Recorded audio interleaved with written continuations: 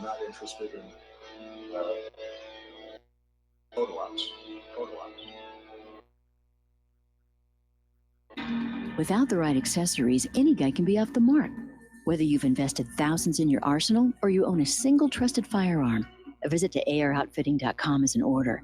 It's one of the finest online selections of tactical optics and AR parts and add-ons, like EOTech, quick target acquisition with no peripheral loss. Browse the full range of Nikon scopes and binoculars. AROutfitting.com can illuminate your world with Streamlight gun-mounted lights from keychain to large handhelds up to 1,100 lumens. Find some stability with Battenfield tactical bipods. AirOutfitting.com has CMMG gun parts, barrels, assemblies, handguards, part kits, and more. Plus mag-full clips and magazines. I know I've got you excited, so take a breath. Head to AirOutfitting.com. The site's super easy to navigate and features a ton of technical info, including links to manuals. We also welcome vendor and manufacturer inquiries. Remember, if you don't see it, we can get it at AirOutfitting.com. You're listening to Republic Broadcasting Network, because you can handle the truth.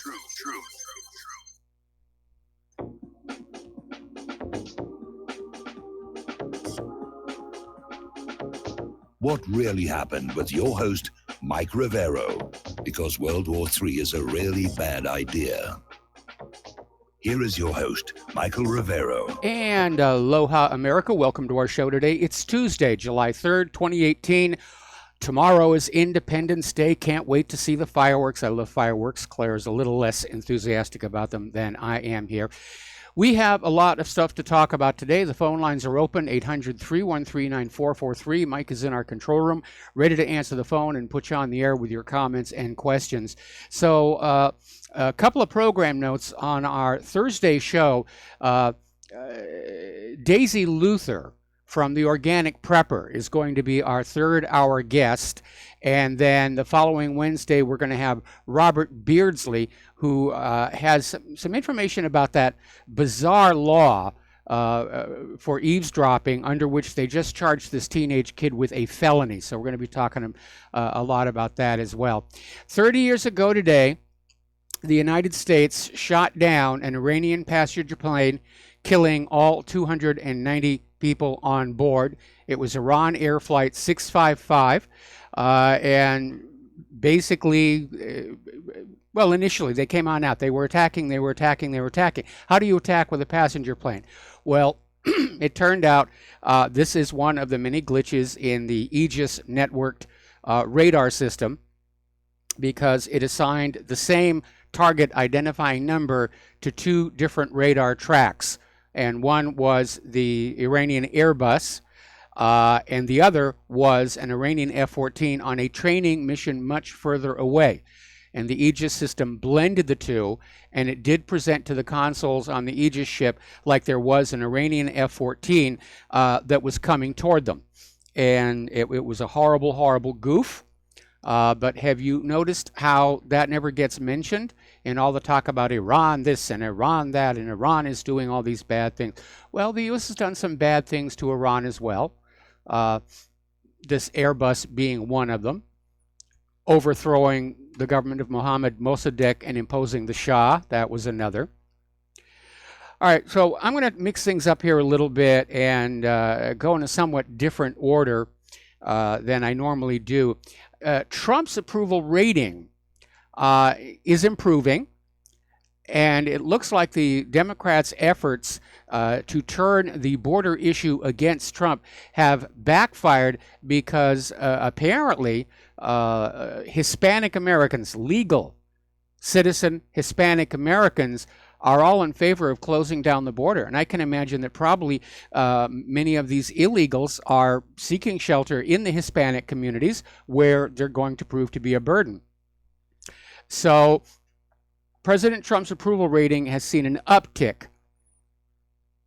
ever since the Democrats started whining about separating the children, even though that policy's been in place in previous administrations.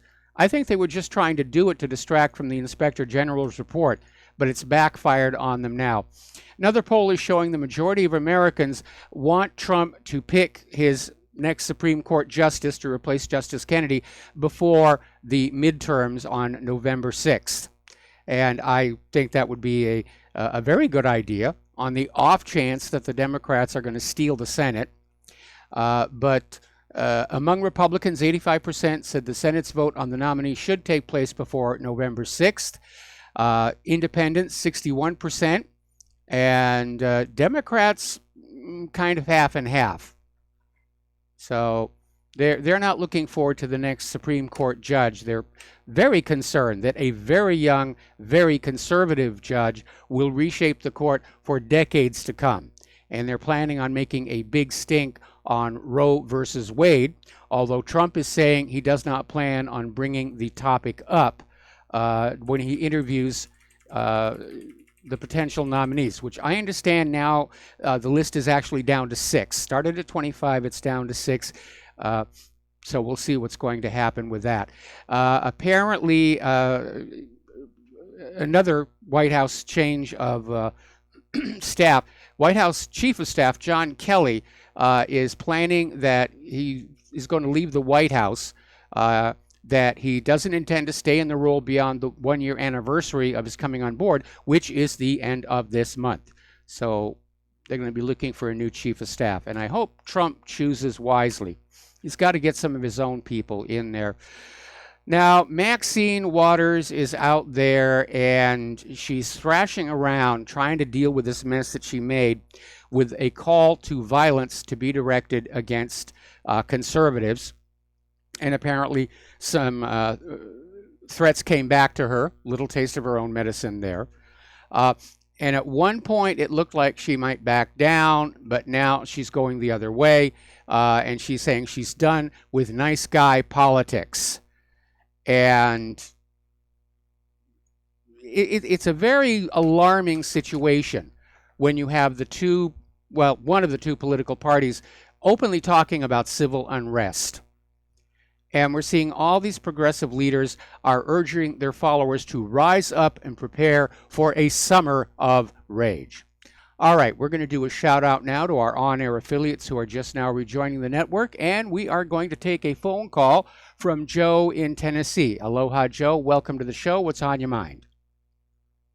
Hey, Mike, you brought up the Vincennes shooting down that Iranian jetliner. It brings back memories because I was over there when that happened. I was on the Fleet Oiler, the Ponchatoula, and we had fueled that boat, and then it shot that jetliner down, and a couple days later we fueled it again, and everybody, it was, they all had their heads down, and it was very depressing. So it was definitely not done on purpose, I don't think. No, it was an accident, bad software. But to tell you the truth, I mean, you can't say a lot good came out of it because at the time things were really hostile and the possibility of us going to war with Iran was really heating up. And when that jetliner got shot down, it was almost like everybody took a step back. And I really do think that incident actually prevented a war at the time. So that's always been my feeling on it. Like, it was a rotten thing, horrible thing to happen, but I think it kind of kept worse things from happening.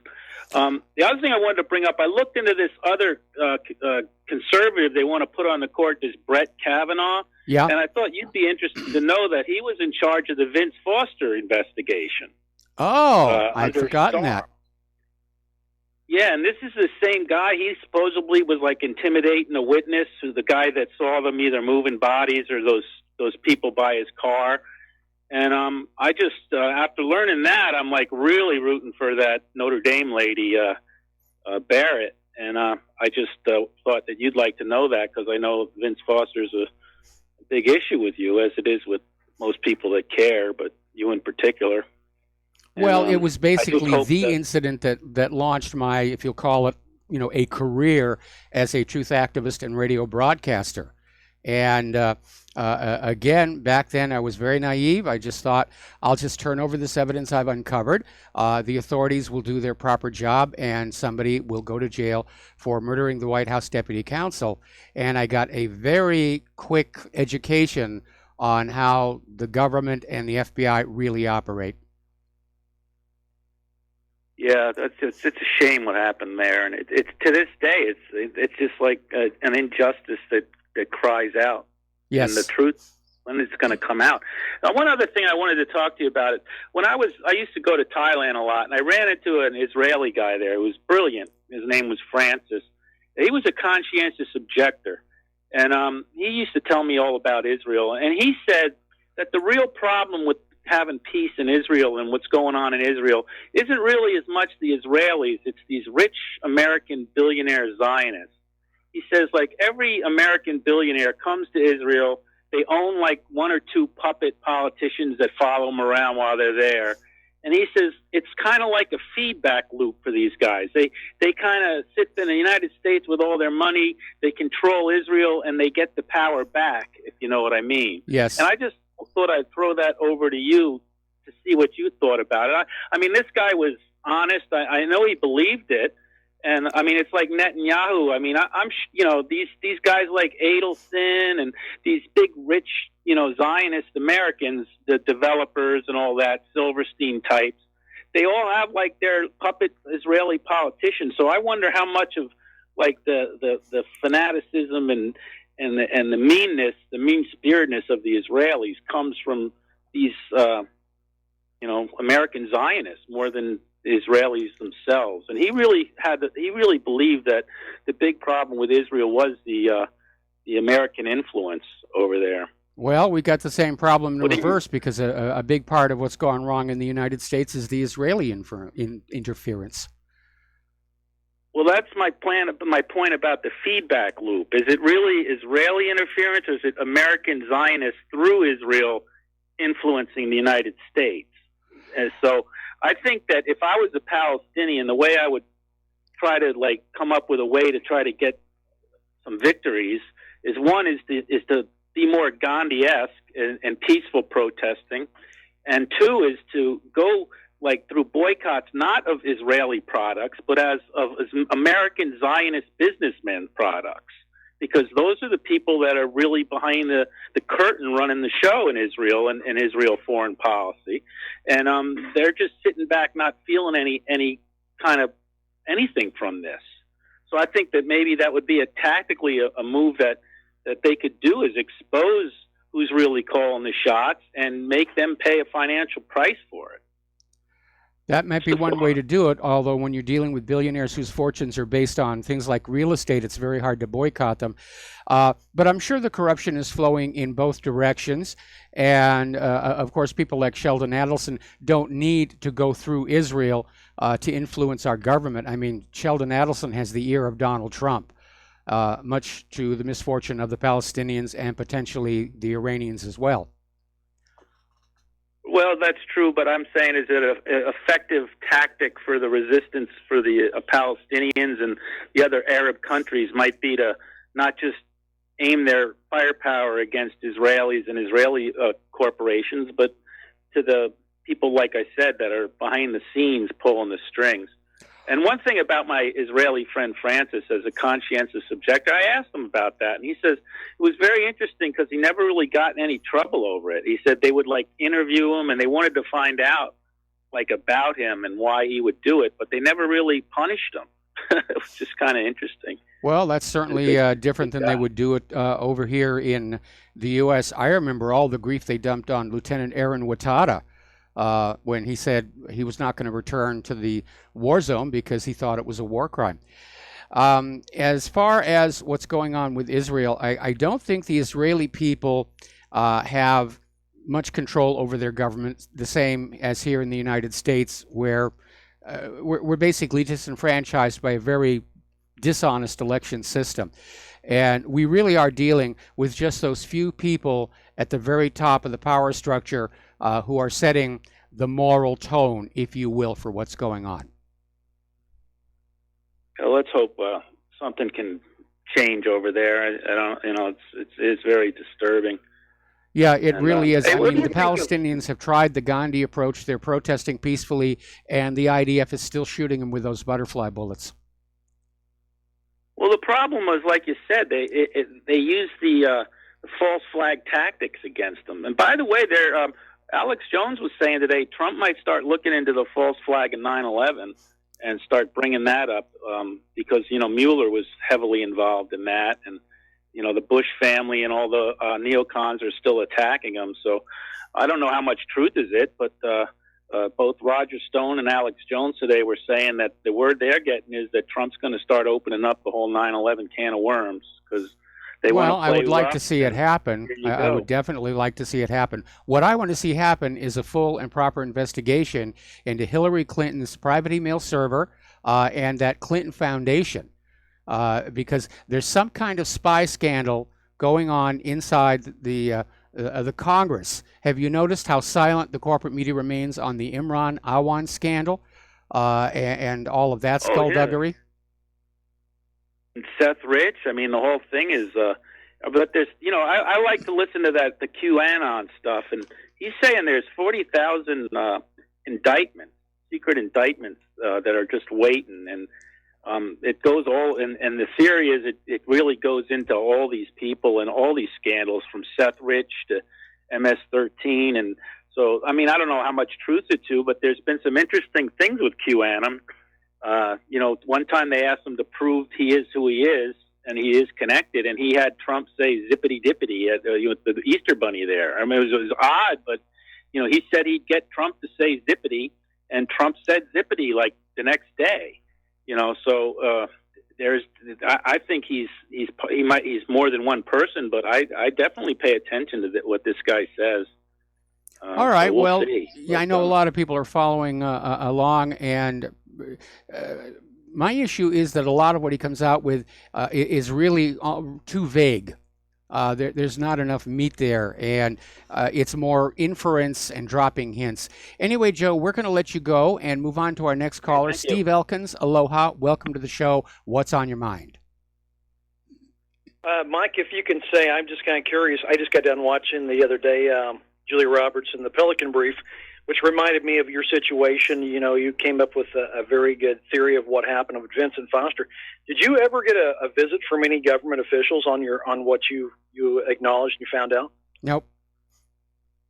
Never did. Just my career evaporated, and we were getting, death threat phone calls. Right. I'm sorry that you had to do that. I mean, you did the right thing. I'm just sorry that your career had to end. I did get it back, sort of, kind of, here in Hawaii. I did wind up 4 years as a visual effects producer on Lost, and I did half a season of Off the Map and the pilot for the new Hawaii Five-0. And so I feel like I was able to prevail in that area. But now my full-time job is this, getting the website going and doing the radio show. And that's a 12-hour day right there. And I'm going to be 66 here next month. So I'm getting old and I'm slowing down, unfortunately. Well, Mike, we appreciate you. We really do. I do. Well, thank you. Thank you for what you're doing. Appreciate you. All right. Well, thank you for the phone call. We're going to let you go. The phone lines are open. And getting on back here, we're talking about the growing incivility in our society. And just how far can it go? Do we really need to take it seriously? And there was an article over in All News Pipeline talking about rage junkies, the anti-Trumpers, and how they really do seem to be living in an alternate reality. Of course, that's been an issue with liberals for a long time. They dream up the world they want to live in, and then attack anybody who says, no, that's not what's really going on. So the rage junkies are out there, and there's another article. This is from Lisa Haven. The Great Dismantling is a Democratic-incited civil war just days away. Well, I don't know about days away. Of course, anything could happen tomorrow, and we're already seeing violent riots. Like up in Portland. But are we really, as a population, so angry that we're ready to just give ourselves over to frenzy? And I hope not. But it just seems like the Democrats, the liberal Democrats, the snowflakes, can't adjust to the fact that they lost the election in 2016. And by hook or by crook, they want to just, restart the nation. They want to get rid of Donald Trump. I don't know who they're going to replace him with. Now, the other day we were talking about how civility was being described as a sign of white supremacism by some academics out there. They were responding to people who are saying, it's time to be civil. Nothing of any value will be accomplished unless we are civil about what we're doing. And so they came on out there, and apparently the latest is from New York University professor who says that calls for civility are racist. Being civil makes you a bigot. And I understand where they're coming from, and I'll share that with you after these words from our sponsors.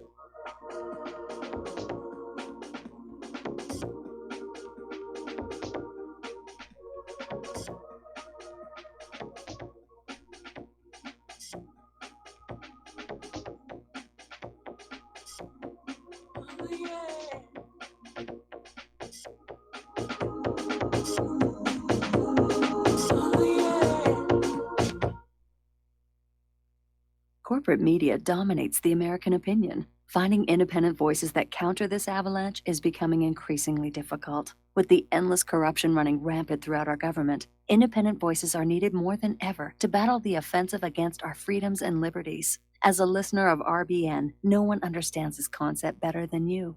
Now it's up to you to do your part. The time has come for you to take action and begin broadcasting the truth to hundreds or thousands of people every month. Sound impossible? Quite the contrary. With pointed slogans from LibertyStickers.com, you can reach countless sleeping Americans unaware that they live in a real-life wonderland. LibertyStickers.com has a huge inventory of political bumper stickers and messages that reflect the truth about our government, our politicians, and the future of America. With so many in stock, there's one perfect for you. Visit us today at LibertyStickers.com. Again, that's LibertyStickers.com.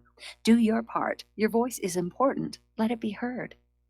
Folks, we're living in a world the likes of which we've never perceived any clearer than we do now. The plan for global governance has been in the works for generations and would have likely been achieved by now, but for the fact that the globalists left open their Achilles heel. With all their tools, Federal Reserve System, fiat currency, no child left behind, and then Common Core education introduced to our schools to dumb us down, vaccines, pharmaceuticals to lobotomize us, GMO foods, insertion of compromised or bought and paid for politicians, judges, mainstream media propaganda, all pieced together like a puzzle designed to ultimately bring the world under submission. But with all their strategy, they forgot one thing: knowledge. And knowledge is power. With knowledge, their bombardment is nullified. Folks, with that, as brilliant and knowledgeable as you've become, among the wisest audience of any radio audience in the world, and you are, I want you to take a moment to reflect and ask yourself, how much of that knowledge did I obtain from Republic Broadcasting Network? How high has my consciousness been raised since I've been a listener? How fast am I now able to discriminate truth from fake news by being a Republic Broadcasting listener?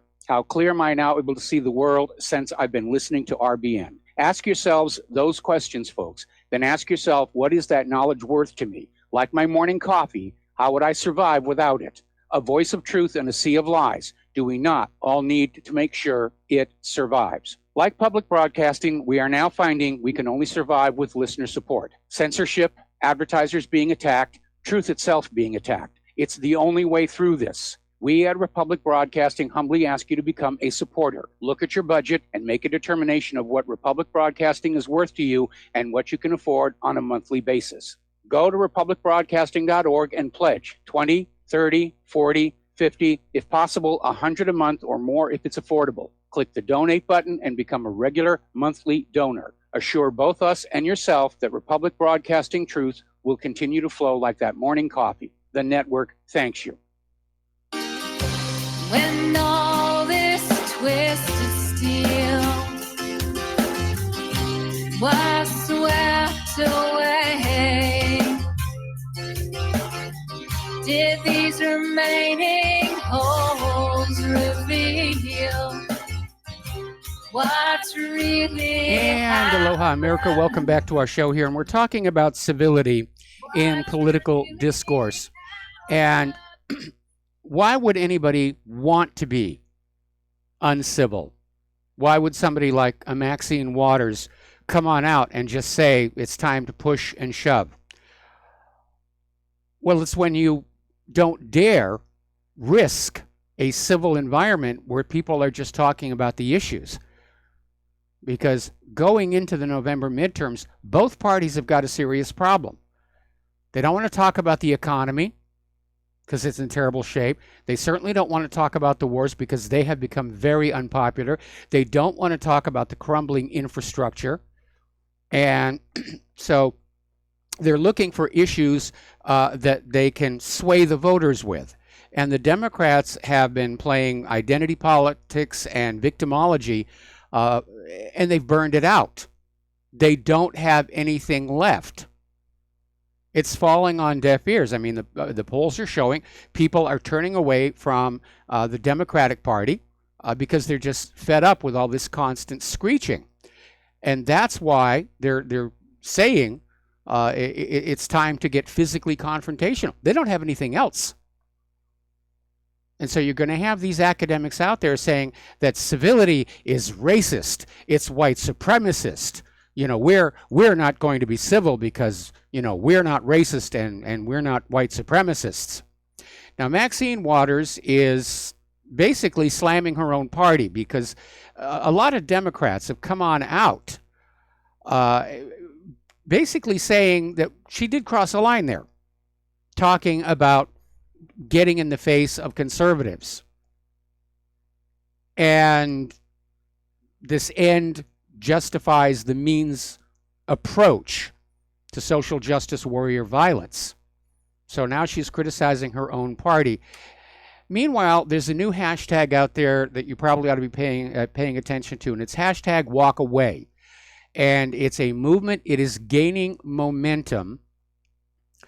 And it all started with a gentleman named Brandon Straka, who's a hairdresser, very handsome gay man. And he put out this video saying, I used to be a liberal. Less than a year ago, I was still a liberal. But, and he just does this very excellent presentation about why he doesn't want to be associated with liberals anymore. He said, I reject a system that allows an ambitious, misinformed, and dogmatic mob to suppress free speech, create false narratives, and apathetically steamroll over the truth. He says, I reject hate. These are the reasons why I became a liberal. These are the reasons why I am now walking away. And apparently it's triggered a tidal wave of retweets and repostings. Apparently he's already gotten 5 million views on Facebook and YouTube. So there is definitely a building rejection of liberalism in this country. I mean, we've got so many problems. The economy, the wars, the infrastructure. And what are the Democrats fighting for? So that men can use the ladies' room. And I think when they started on that particular agenda is when it really began to unravel. And people looked at the liberals and said, they don't really have anything. They're just out there saying whatever shocking thing they can to keep their name in the media. Now, speaking of the media, there's this so-called comedian, Michelle Wolf, who went on her Netflix show and basically was taking this idea of Maxine Waters forward, saying it's time to harass politicians. And she launched into this tirade against Ivanka Trump. And I don't feel like repeating what Michelle said about Ivanka because, first of all, my policy throughout the entire quarter of a century that I've been doing this is the families are hands off. If I have an issue with Donald Trump, I will say, I have this issue with Donald Trump. You don't make personal comments about the rest of the family. You don't harass the rest of the family. You leave them alone. Even the mafia has this rule. But apparently our liberal entertainers do not. And I mean, isn't this the sort of thing that got Roseanne fired? And this is what passes for comedy in the liberal imagination here.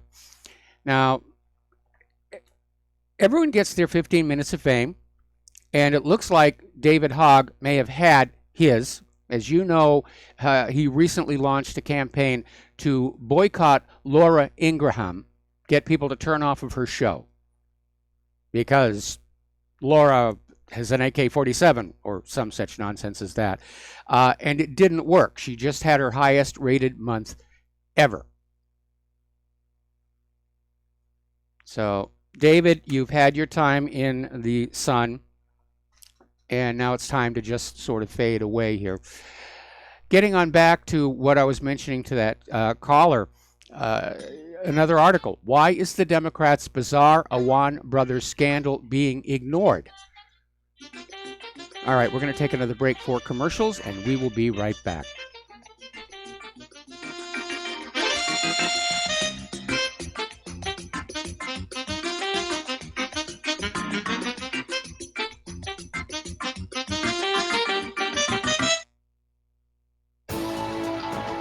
You are tuned in to the Republic Broadcasting Network. Visit our website by going to republicbroadcasting.org.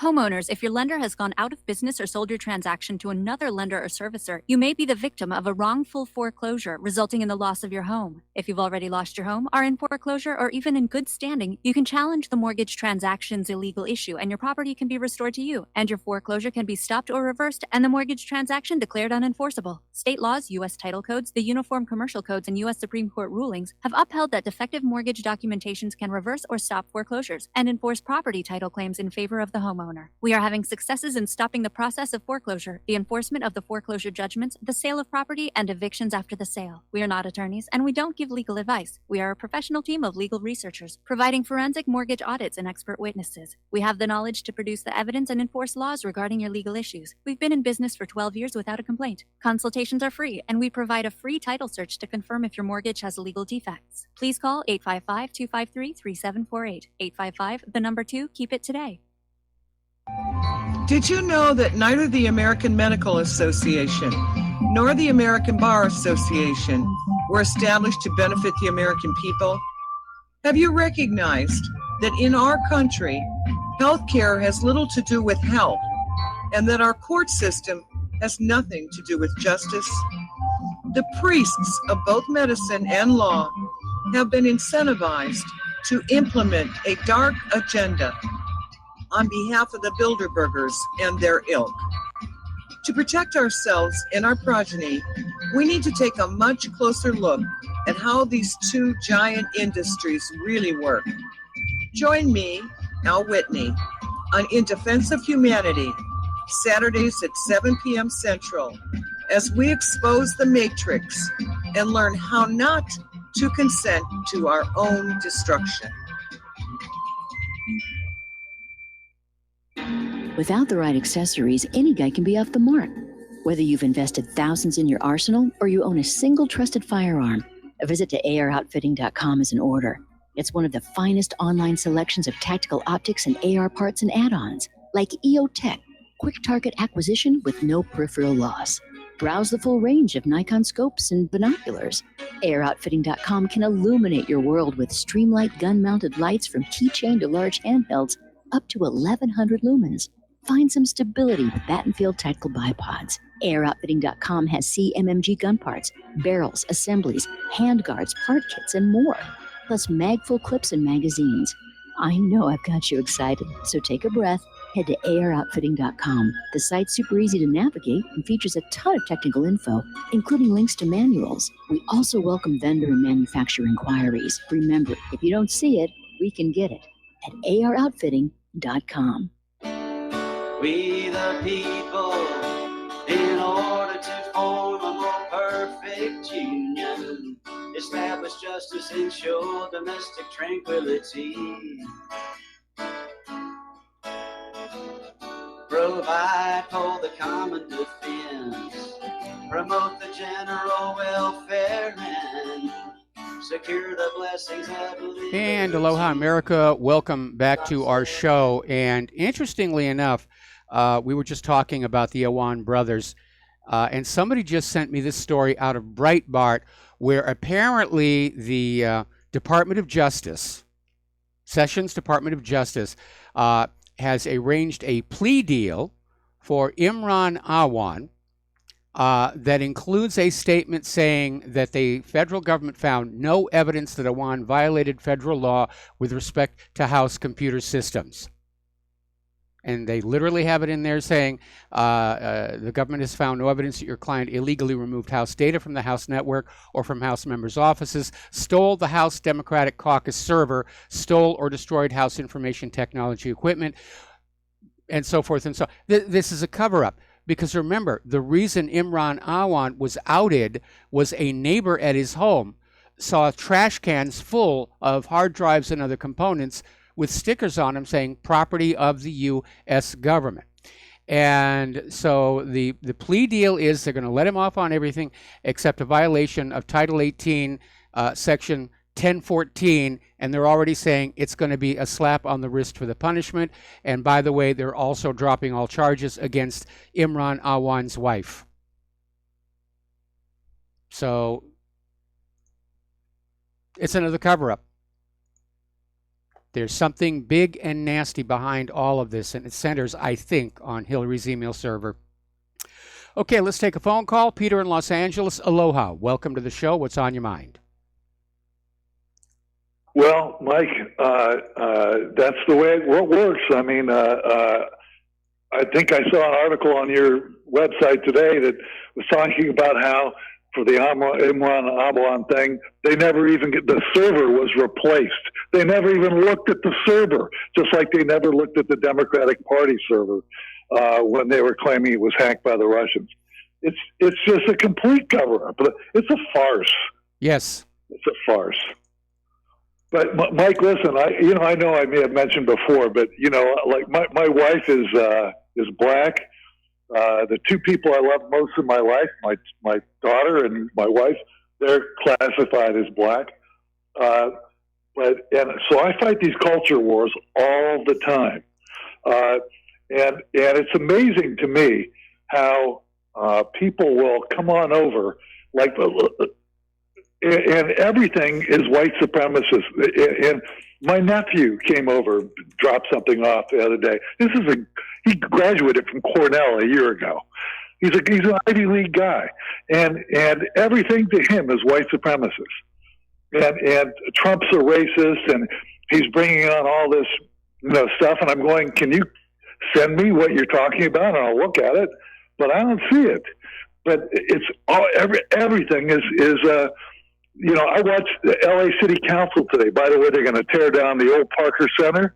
Okay. And they've reapportioned money for $1 billion, and they're going to put that up. That was approved. But they were talking on and on about white supremacists in the L.A. City Council.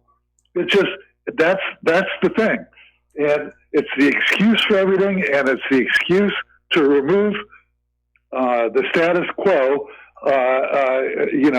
which has been pretty good. Gave them affirmative action. And by the way, I looked at the LA City Council was talking about white supremacy, and there are 3 out of 12 people that you could classify as being, not people of color. Like 3 out of 12. Yep. So, and then you listen to these guys that are talking about how police brutality, and I believe they're right. Police brutality is a horrible problem. And they're blaming that on Trump and things like that. And I'm going, oh my God! How about the people who hunted the cops down in Dallas and in Memphis and in Minneapolis? They actually hunted the cops down, ambushed them. But I said, look at Dallas. The Dallas thing, that was a black police chief with a black mayor, with a black attorney general at the time, with a black president. And come on now. At some point, what about the crime rate, which is 7 times more likely for a black male to be a criminal than a white male? It's they never want to take responsibility or look at that at all. But everybody is heaping it on white supremacy, which hey, look, everybody's got their faults, but come on, at least look yourselves in the eye and fess up to what's going on, really. Well, that's a Anyway, big aspect of liberalism. That's what makes it so attractive, because it's saying you're not responsible for your failings. You know, some other person has wronged you, whether it's white supremacists or the patriarchy or men. That's the appeal of liberalism. You don't have to take responsibility for your own actions in your life. And Mike, you know, I when they were talking about the white supremacists within my own family, it was a Cornell grad and his mom the other day, and I'm saying, look, if that were the case, then how do you explain the fact that Asians have a higher mean income, or at least Japanese and Chinese and Koreans have a higher mean income than whites? And that, by the way, they're denied affirmative action because they're so functional. And, you know, I guess you need to have them around because they make you guys look bad enough that you need it. But, you know, they can never explain there's an excuse for everything, and it's always the white guy. Yep. Or the patriarchy, or the pro-lifers, or the gun nuts. There's always a villain out there to be pointed to try and get more votes. It's really something, and but you know, I keep saying, and you know, my sister-in-law, who's got her kid through Cornell, is a single mother. That's pretty good. All her kids were college graduates. But, you know, the fact of, you know, none of them had a father, you know, and that's the way it is. And that's an accepted thing. It's a cultural shortcoming that they have to address, that nobody else can address but them. And I would tell them, if I were playing cards with 5 black guys playing poker, you know, but the statistics would say that 74 of the 5, or, you know, almost 3.5 of the 5, would have kids and not be supporting them. On the other hand, if I were playing cards with 5 Asians, and any of them had kids that you know, that they weren't supporting, they wouldn't even be allowed at the table. It's an accepted part of the black community. It's terrible, but it is. Yeah, and, yeah. You know, some of the, the Asians don't tolerate that, and even the Hispanics, which have a higher, you know, the Catholic Church really. The family unit is a lot stronger. And, yeah. And you know. That's true of Hispanics. They have a very strong sense of family unity. A lot of cultures do. Here in Hawaii, the Samoans, very strong integrated family units. But again, you have a political party in this country that is surviving, winning votes on victimology and you're not responsible, and you know, just go on off and do what you're going to do, and you know, we'll put your kid on the welfare system. Well, you know, until things like the epidemic of fatherless black kids, which are the majority. You know, when we were growing up, Mike, I don't know, we're the same age, and I used to run around with 3 or 4 guys in my core group, and one of us only had a mother, didn't have 2 parents. He was always able to stay out a little later and always pushing to go a little further because there was no daddy there to beat us behind, right? Yep. And the rest of us, because the numbers were 3 to 1 against him, you know, restrained him because we did have to worry about our daddies. But it's just the other way around. In the black community, it's the one kid with the parents who's being pushed by the 3 kids with only 1 or none, and that's what happens. So, yep. It's a mess. Like that's it from me. All right. Well, thanks an awful lot for the phone call. We're going to let you go. And the phone lines are open again here. So getting on back to our domestic politics. Apparently, a judge, T.S. Ellis, district court judge, he's basically looking at what's going on with Rosenstein. And he's looking at the May 2017 government order to Robert Mueller, and he's concluded that the way the order is written allows Mueller to look at virtually any Russian contact. There's no limits to it anywhere. Now, Ellis is showing signs that he's getting kind of fed up with all of this nonsense. But he is trying to play by the rules, by the law, and says, yeah, unfortunately, Mueller can go anywhere he wants. And so we have this other story from The Hill saying that Mueller has gained access to NRA tax filings, and he's combing through those to look for any donors to the NRA that linked to Russia, because then he could imply that Russian money was being laundered through the NRA to Donald Trump. That's how desperate they are to keep this thing going. All right, we're going to take another phone call. Dustin in New Jersey. Aloha. Welcome to the show. What's on your mind? Dustin, are you there? Yeah, hi, Mike. How you doing? I'm fine. Yeah, hey, Mike. I wanted to talk about a couple things like India. They approved the deal for the S-400, which is a great thing. I think they were going to get something called the PAC-3, or that was the Patriot missile system that the U.S. was trying to sell them, right? And I thought they were trying to sell them THAAD. Was it THAAD? I think it was THAAD. I could be wrong on that, but I think it was THAAD. So that's like right there, that's a pivot, because, I mean, the United States has pretty decent relations with India, but, they don't like to be threatened with sanctions if they deal with Russia. So, that kind of threw us for a loop there, in terms of the government trying to force, it's just sad, Mike, like when you said the Iranian with the plane, we shot that down. And remember, that was during George Bush, right? And they didn't even apologize. That's right. He stood up there at the microphone and said, I will never apologize. Yeah, that's the kind of attitude. It's arrogance. Arrogance, Mike. And fast forward to today. It's worse. It's worse. The sanctions were thrown on Iran. They're going to turn the screws on Iran for what? I thought America was open for business, Well, Trump that's could be what I doing thought great too, business but with Iran, Trump is shutting down everybody who might be a customer with all these sanctions and tariffs.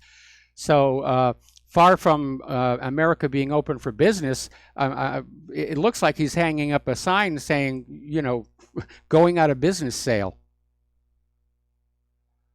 Yeah. Hey, Mike, I want to talk about Rudy Giuliani. Yeah. Now, I know some people think he did such a great job during 9/11. Well, he was the mayor, so that's his job. I don't know what he did or didn't do that was great or not great. But, I mean, the guy is in Paris the last couple of days ago meeting with a terrorist group. He helped lobby to get them off the State Department's terror list. MEK is a terrorist group. Newt Gingrich was there. Yes. Also, what does that say about Rudy Giuliani? What does it also say as chief of police in New York? Remember, it was Bernard Garrick. We all know what happened to him. Well, MEK has ties to Israel, because if you'll remember when that laptop of death came on out that was supposed to be stolen from an Iranian scientist, and it was filled with all the stuff that looked like plans for a nuclear weapon, and then real nuclear weapon experts looked at it and said, this is a joke, none of this stuff will work. The laptop had been provided by MEK, operating as a propaganda laundry, if you will, for Israel, which apparently put this whole thing together. So they're very tightly allied. I mean, Giuliani's just like any other politician, crooked and corrupt. He's not like the Pope he's nothing. He's just a corrupt person. If he's going there and doing this, right? I mean, it's a shame. And this is the group, just like with Iraq. Remember that group for the Syrian, the Iraqi group that was going to take over, Shalabi. What was that guy, Shalabi, to take over Iraq after? It's like a puppet government that's favorable to the U.S. You know, it's the same. Well, it's that's the what the same U.S. playbook. does. Every one of these places, they overthrow the government or they outright invade, and the result is a puppet ruler working for the United States. That's what the Shah of Iran was. It's what Poroshenko is. It's what Hamid Karzai was. But it's different in Iran, Mike, now because they know, since when we put the Shah of Iran in, they know the dirty tricks we do. So that's not going to work this time. You know? Yeah, well, somebody's certainly trying to do it because they're using the sanctions to cause economic turmoil in Iran, and apparently there are some groups in Iran trying to stir up riots and discontent. So it looks like a replay of 2009 all over again. And then one more quick jump, Mike. I want to go to the economy real quick because I know you're going to talk about it. And how many consecutive days has this stock market been down now?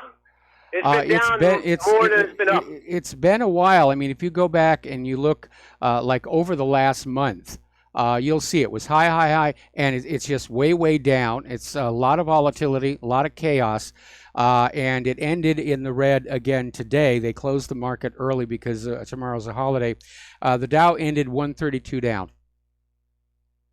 Isn't every day a holiday for Wall Street people? All depends on how the stocks are doing. And then, Mike, real quick, I'll take your answer off air, but is there a reason we have a trade deficit? Isn't it because we are the world's reserve currency that prints money out of thin air? Isn't that why we have a trade deficit? I'll take your answer off the air. Okay, well, the reason we have a trade deficit is because back about 30 years ago, when all those young, fresh MBAs who became executives following the end of World War II started saying, we don't need to manufacture. We can send it all overseas. Well, if you don't have manufacturing, you don't have a product to sell. And if you're buying your products from overseas, but you've got nothing to sell, that's the trade imbalance right there.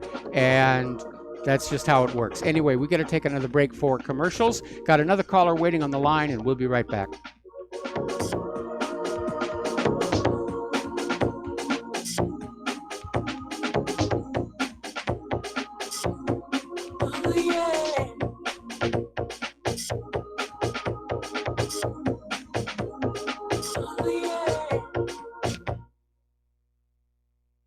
Do you or a loved one suffer migraine headaches? Listen to what scientist Kurt Hendricks has to say. 35 million people in the United States suffer with debilitating migraines. If you or a loved one are one of them, you need to know about MigraLief. Hi, I'm Kurt Hendricks, the scientist that formulated and patented the MigraLief migraine formula. MigraLief is a non-prescription dietary supplement recommended by neurologists, pharmacists, and pediatricians to address nutritional deficiencies in both adults and children over 2 with migraines. Try MigraLief for 3 months and see the powerful difference it can make in your life, or get your money back, no questions asked. Go to MIG911.com or call 800-MIG-7354.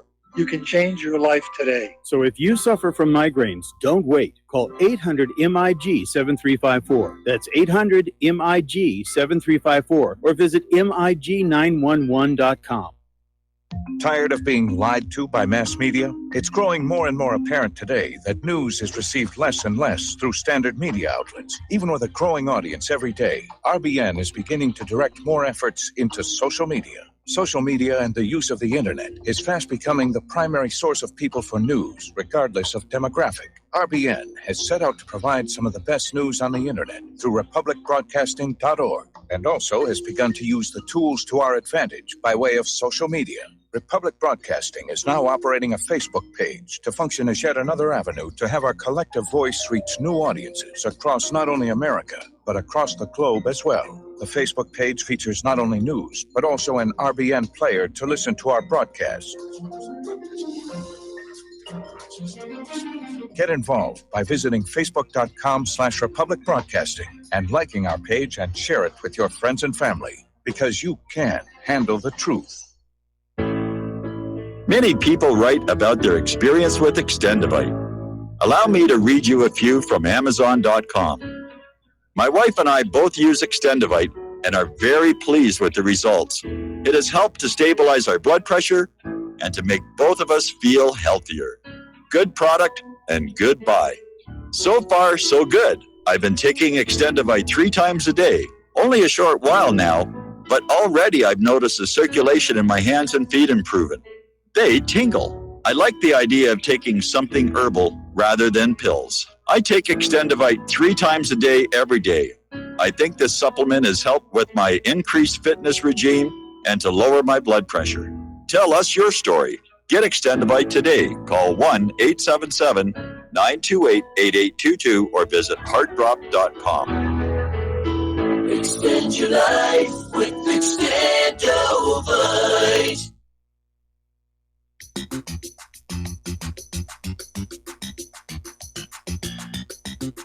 Welcome to What Really Happened Radio. Visit us online at whatreallyhappened.com. And now, set your eyes on the future and let's consider what really happened. And aloha, America. Welcome back to the show here. We're going to go back to the telephones now. Ken in Fort Worth, aloha. Welcome to the show. What's on your mind? Howdy. Can you hear me? I hear you just fine. Hey, Google 40,000 indictments. Up. You know, I've been hearing this story from a lot of people about how there are all these sealed indictments out there.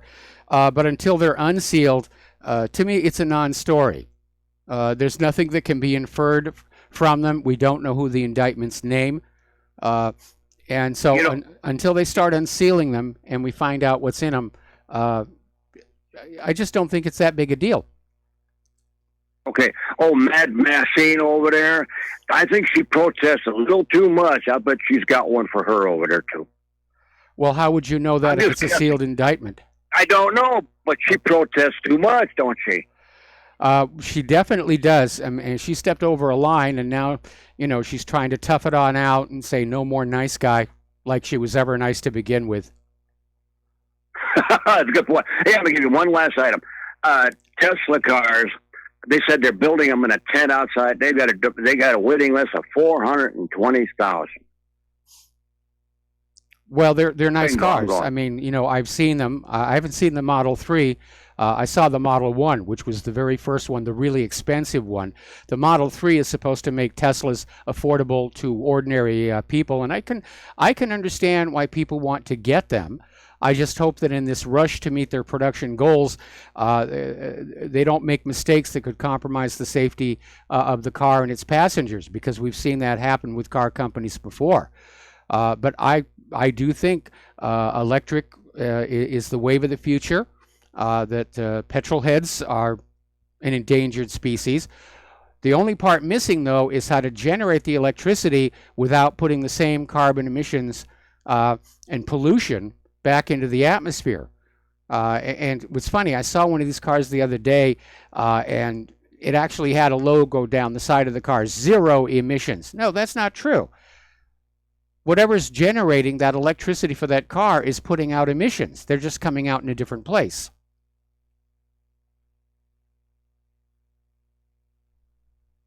Okay, Ken? Okay, I guess we lost him. All righty. Yeah, he hung up. Okay, so now Peter Strzok is getting cold feet.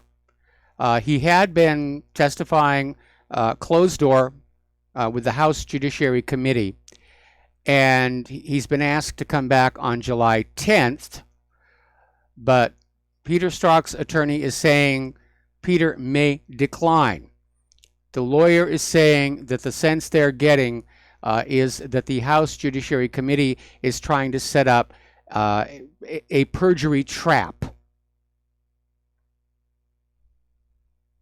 Now, whether or not that's really going on or not, or whether Peter is just using that as an excuse, it does tell us that some stuff was coming out in that hearing room that is making some people very, very nervous. And there's our music. We're going to take a break for station identification, and we'll be right back.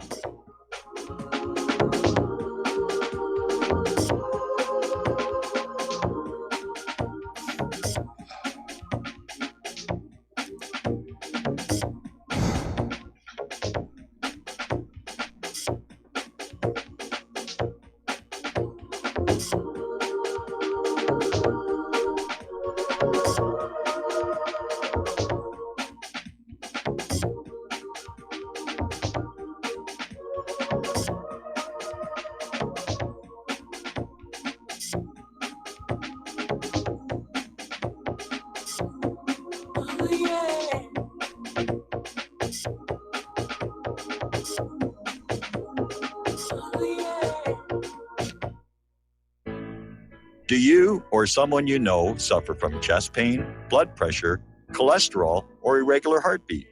Are you looking for a more natural solution to overcome these health challenges? You hear the ads all the time. If this stuff's so good, why doesn't my doctor prescribe it? That's easy. Doctors are not trained in natural medicine. Extendivite Heart Tonic does want you to be as healthy as you can be, and it really works. Take Extendivite for 6 months and your doctor will say, I don't know what you're doing, but don't stop. It's working for you. Get the dependability of Extendivite. Just see how you feel in 6 months. A 2-month supply of either capsules or liquid is only $69.95 plus shipping and handling. Call 1-877-928-8822. That's 1-877-928-8822 or visit heartdrop.com. Extend your life with Extendovite. This is RBN, the Republic Broadcasting Network.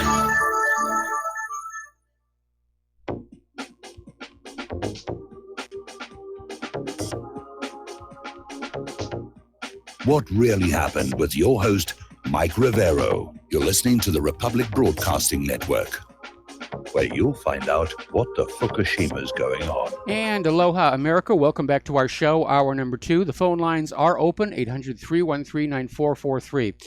Now, questions are being raised about the very obvious conflicts that Rosenstein has.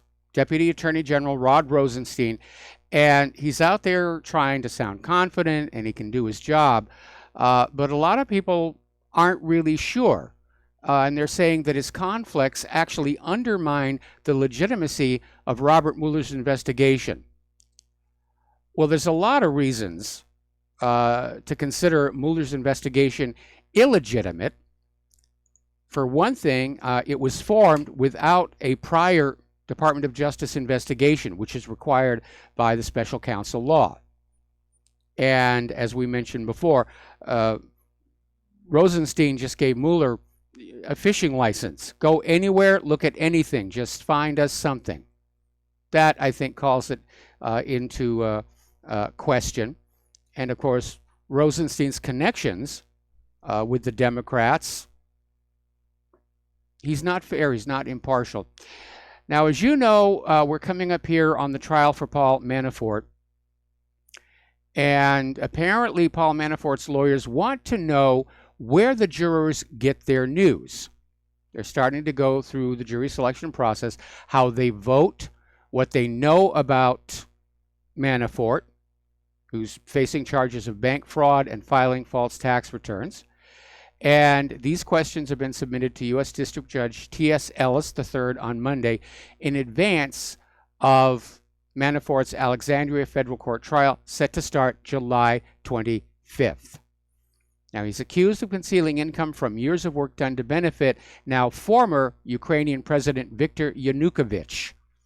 And barring a plea deal, it will be the first of Special Counsel Robert Mueller's cases to go the distance.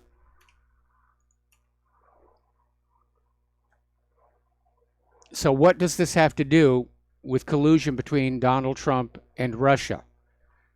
Absolutely nothing. And that's why the Mueller investigation is obviously a political hatchet job. They're just chopping away at Trump's associates here. Okay, let's talk about the war zones. There's plenty of them. There's a lot going on. Over in Syria, the Syrian government is once again reiterating the United States must withdraw from Syria. They have no reason to be there. ISIS and Al-Qaeda are all but gone. And they're basically saying the U.S. came on in. They were deployed to Syria amid the expectation of the possible partition of the country, but they're saying that is now past, and there is no longer any need for the United States to keep the forces in the region. Now, the kicker on this is that apparently Bashar al-Assad has reached an agreement with the Kurds. And this effectively is the last possible excuse for the U.S. to stay there. Oh, we've got to protect the Kurds from Syria. Nope. Syria and the Kurds are making friends. And apparently the YPG and the Syrian Arab Army have already reached a preliminary agreement in the Al-Hasaka region that is set to lead to increased Syrian Arab Army influence in areas under YPG control. They're starting to work together. The Kurds have agreed to allow the Syrian Arab Army to reopen recruitment offices throughout the region. They're all getting buddy-buddy. And the war hawks are not going to like that any more than they like Trump and Kim Jong-un getting buddy-buddy, any more than they like the possibility that Trump and Putin could get buddy-buddy. But the war is still going on. Civilians are still being killed, and at least 270,000 people have been forced to flee Syria's southwestern city of Daraa to border areas near Jordan due to fierce attacks by Syrian regime forces, according to the United Nations. So the UN is going on in. They're trying to bring in humanitarian aid and take care of all those people. Over in Yemen, a commander of the notorious U.S. firm Blackwater, or XZ, or whatever they're calling themselves this week, has been captured by the Yemeni army. And they're holding this guy captive and said that he was fighting for the United Arab Emirates in Yemen. And they're getting ready to release footage of the Blackwater commander being held captive. Now, that's going to be a little bit dicey, because under the Geneva Accords, you're not supposed to in any way humiliate a captured prisoner. And remember when Iran captured the crew of that boat that strayed into their territorial waters, and they put their pictures in the media, gave them new clothes, took really good care of them, and the UN just screamed bloody murder. It's a violation of the Geneva Accords, blah, blah, blah, blah, blah. So they'll do the same again. We're going to do a shout out now to our on-air affiliates who are just now rejoining the network. And so the wars do rage on. Now, down in Israel, a poll that they took of, 800 people in Israel showed 65% said that they believe Israel must win a decisive victory in military confrontations with the Palestinians in order to end the conflict. Kill them all, let God sort them out. Now, the conflict is very serious. The Palestinians want their land back. Now, yesterday we reported on how Australia has ended all funding for the Palestinian Authority, and today we're getting a story out of Middle East Monitor that it was done not because Australia believed it was the right thing to do, but because they were under pressure from the United States and Israel. So, meanwhile, Israel has launched a special military body to confront Iran. And according to Ma'ariv, the head of Central Command, Major General Nitzan Alon, was appointed director of the new department. Now, Alon traveled to the U.S. last weekend and attended meetings with senior U.S. military officials, including U.S. Army Chief of Staff Joseph Manford. And this is the first time the Israeli army has appointed a director specifically to confront Iran. And this new group, their job is to coordinate moves against the Tehran nuclear project, which does not exist, focus on intelligence gathering, fighting the Iranian position in Syria, and coordinating with the U.S. to carry out these tasks. Now, like the United States, Israel doesn't have any business in Syria either, but they keep sending bombs and rockets in there. We were talking earlier on the phone about Rudy Giuliani, and he's over there in Europe. Apparently, Trump has tasked him with some foreign policy details. He's no longer serving just as his lawyer. And Giuliani is out there vowing Trump will bring down the Iranian regime. How dare those Iranians choose their own government back in 1979? We're going to give them what for and give them a government of our choosing like we did back in 1953. So the American empire moving forward. Meanwhile, Iran has expressed dismay at a ship which they're saying is loaded with chemicals under the escort of a U.S. warship. And it's arrived in the Persian Gulf. They're calling that this is a dangerous move by Washington. And they're concerned that these chemical materials are the precursors, obviously, to weapons. And they're apparently transferring these materials to parts of Iraq and Syria. Israel is seeking 1,000 new settlement units in East Jerusalem. That is a huge block. And Israel's Planning and Building Committee has submitted 6 settlement plans to be implemented in occupied Jerusalem. This is East Jerusalem, which, according to the United Nations, is supposed to belong to the Palestinians.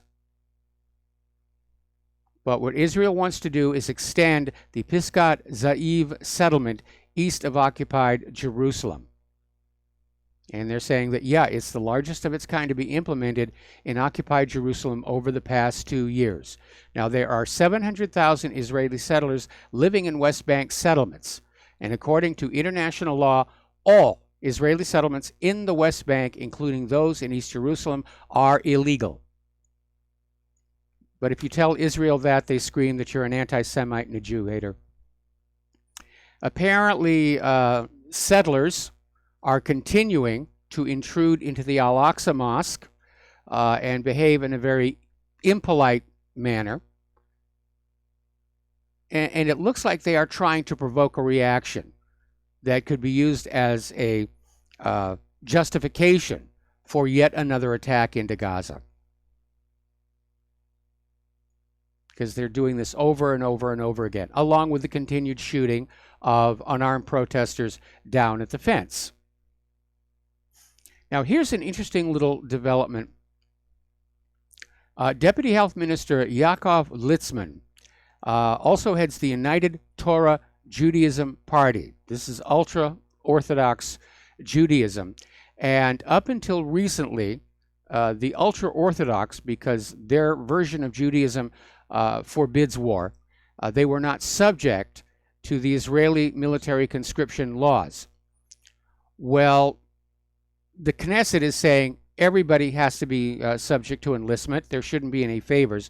And so this Yaakov Litzman is saying that if this bill passes, that he will pull the United Torah Judaism Party out of the current ruling coalition. And that will bring down the current Israeli government. They'll have to have new elections. Netanyahu might actually find himself on the outs again. Another article over here in Politico. People are starting to become more and more aware that the United States is involved in a lot of African countries. And the Pentagon has publicly acknowledged participating in combat raids by African troops in countries including Somalia, Kenya, Tunisia, and Niger under a set of classified programs. Remember what Bernie Sanders said about a week ago. The U.S. is militarily engaged in 76 countries around the world. Now, the military spokespeople have said the American role in Africa is limited to advising and assisting other militaries. Well, that's what they told us in Vietnam. They're not really soldiers, they're advisors. How many advisors did we lose? Oh, about 60,000. But for at least 5 years, Green Beret, Navy SEALs, and other commandos operating under a little understood authority have planned and controlled certain missions, putting them in charge of their African partner forces. So they're not advising and assisting, they're leading the combat teams. Oh, my stars and garters, the government has lied to us yet again. Getting back on over to the much beleaguered F-35. There's a Senate committee that is slamming the Pentagon because at one point the Pentagon claimed that a $661 million spend on bulk buying parts would help it save $1.2 billion. The real savings came in at about half of that.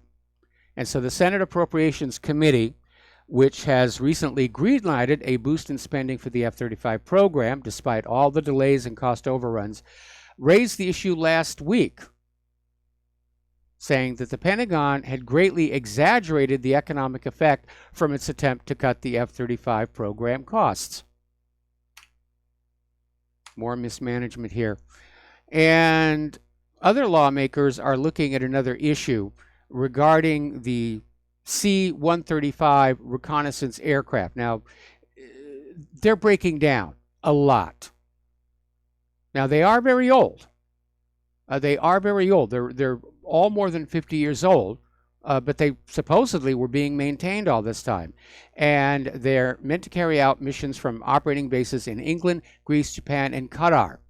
But apparently, according to Omaha World Herald, there are mechanical problems plaguing the jets. They've had to cut short 500 of their flights since 2016 and one of every 12 missions since 2015. And that prompted Nebraska lawmakers to write to Air Force Secretary Heather Wilson, urging her to probe and report on what's going on with the 55th Wing's obviously worn-out fleet. Now, over the weekend, well, actually a little earlier than that, about this time last month, the U.S. conducted a successful field test of a new nuclear bomb, the B-6112 gravity nuclear bomb. Now, don't worry about shutting the windows and taping saran wrap. It was a non-armed bomb. The physics package was absent. This was simply a test of making sure that the upgrades to the aiming and targeting mechanisms actually hit the intended target. And this is part of a multi-billion-dollar program to extend the service life of the bomb. These bombs have been around since 1968, and they want them to stick around for another 20 years. Okay. Now, it is a sad reality of life that our returning veterans are under a great deal of stress. There's a lot of PTSD, and our military veterans are committing suicide at twice the rate of the non-military population. 20 every single day. And it shows the horrors inflicted on those who are used to fight these wars.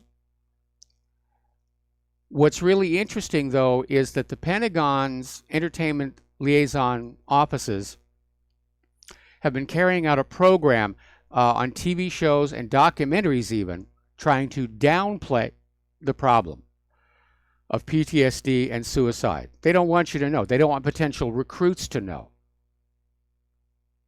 They want all those young kids out there to think that, oh, you're going to get a cool uniform and you get to play with guns and blow stuff up, and then you come on back and you have a swell job over there in the car factory or something. It's not really like that. I'm old enough to remember Vietnam, and I saw some of my friends go, and I saw them come back. Some of them didn't come back. Many of them never really came all the way back. It was like they left certainly their innocence in the war zone. It's very damaging. Meanwhile, Donald Trump is once again on the warpath, slamming NATO that they are not paying their fair share of what Trump seems to think the NATO budget should be. And he's right on this point. For most of its existence, the majority of NATO's budget comes from the United States of America. And Trump has made an issue about this, but they're not stepping up. There hasn't been an increase in these countries. Belgium, Canada, Germany, and Norway, they haven't done a thing yet. And Trump is getting very unhappy with them, sending them a stern letter. Meanwhile, the Russian military has approved the first procurement contract for a dozen fifth-generation stealth fighter aircraft. This is the Sukhoi Su-57. It's stealthy, single-seat, two-engine, multi-role fifth-generation stealth fighter, and it will be delivered to the Russian military in the near term. I saw a photo of this thing. Boy, say what you want about the Russians. They build aircraft that look beautiful. I mean, compared to the Sukhoi 57, the F-35 looks clunky and boxy. So they're starting to get these aircraft manufactured and deployed to the field. Meanwhile, of course, the F-35 is still unable to actually fly a combat mission. The planes that have been delivered are being used purely for training purposes. We're coming up here on another commercial break. When we come on back, we're going to be talking about the economic news, and the trade war is definitely ramping up, and that's bad for everybody. We'll be right back after these few words.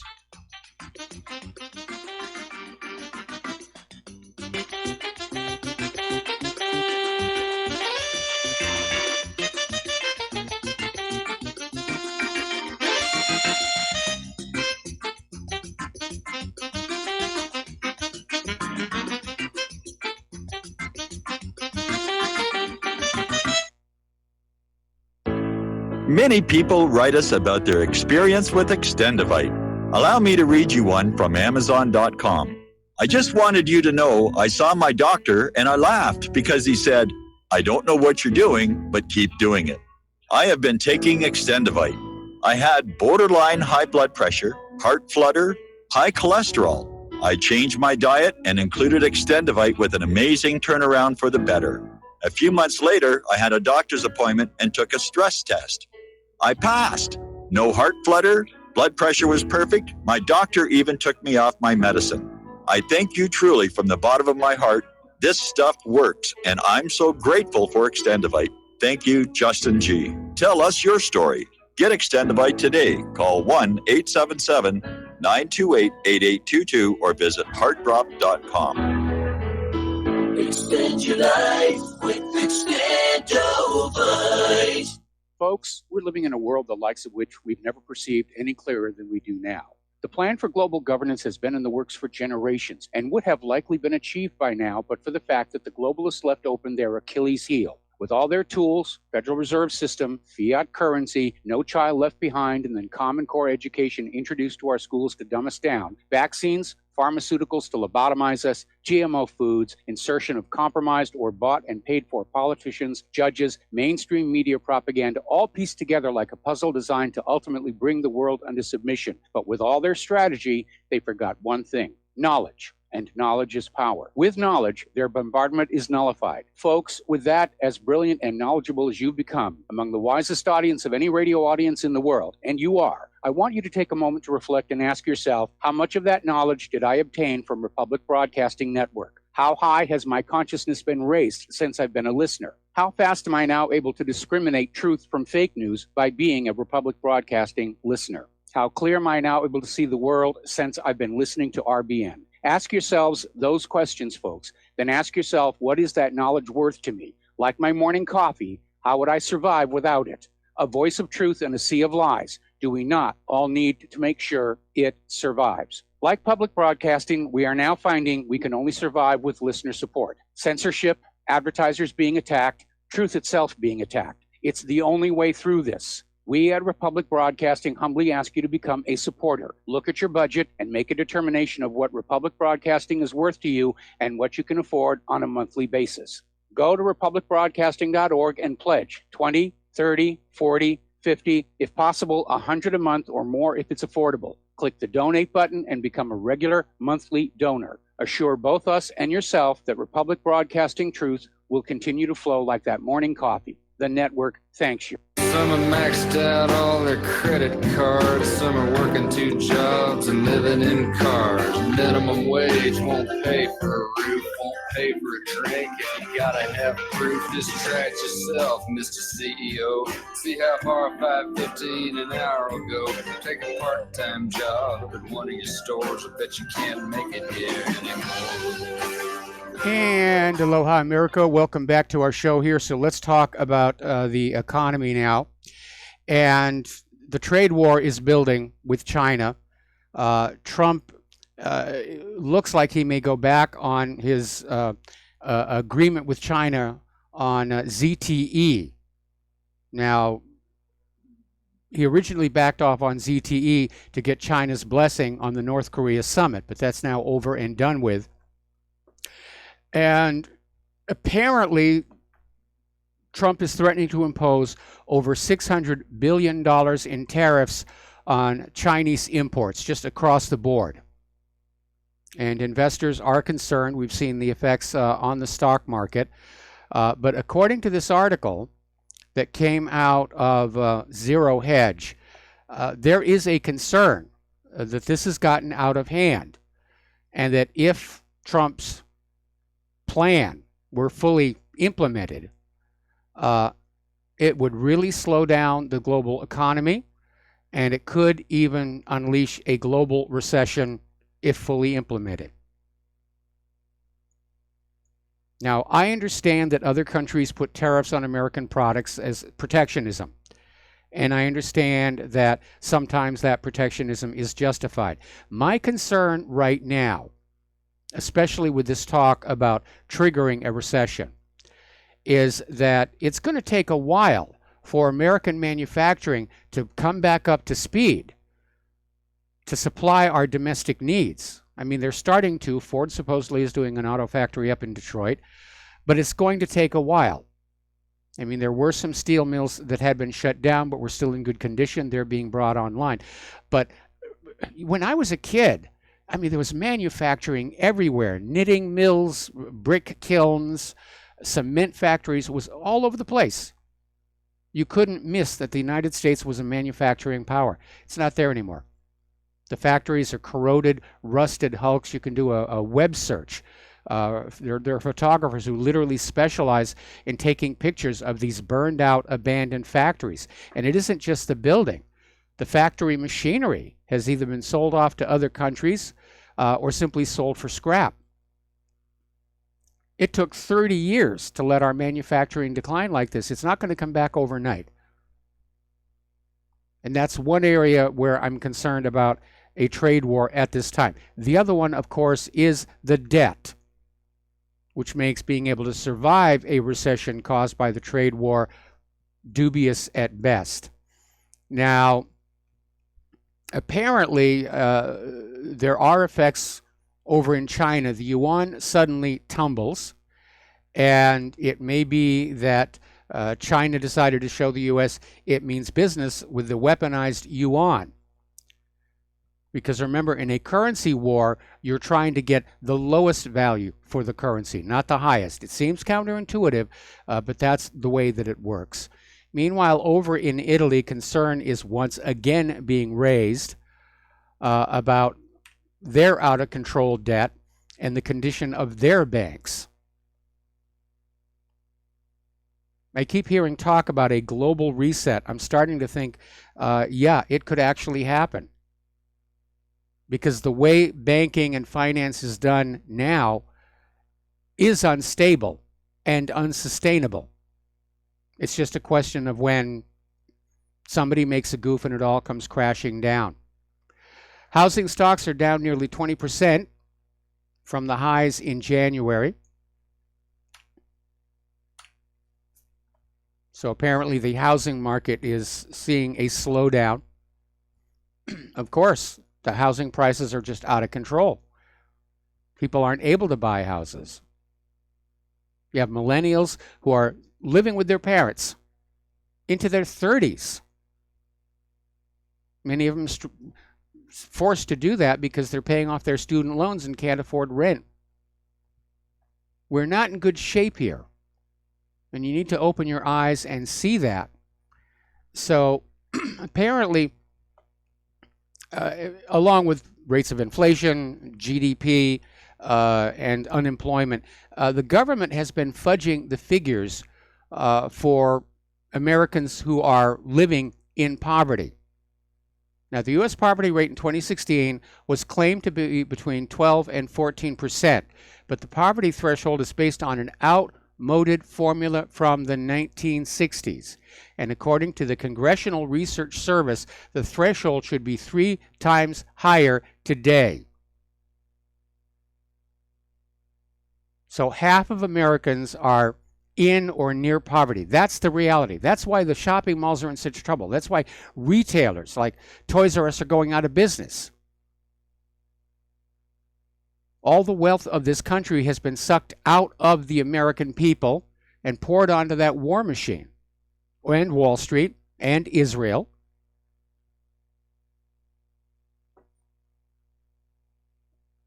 So if you're having a tough time of it, it's not your fault. You didn't do anything wrong. It was done to you. We're going to take another break. We'll be right back.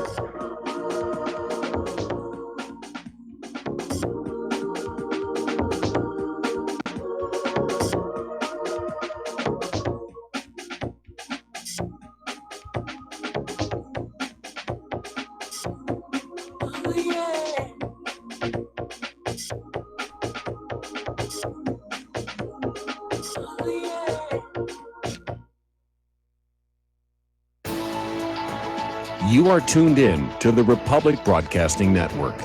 Visit our website by going to republicbroadcasting.org.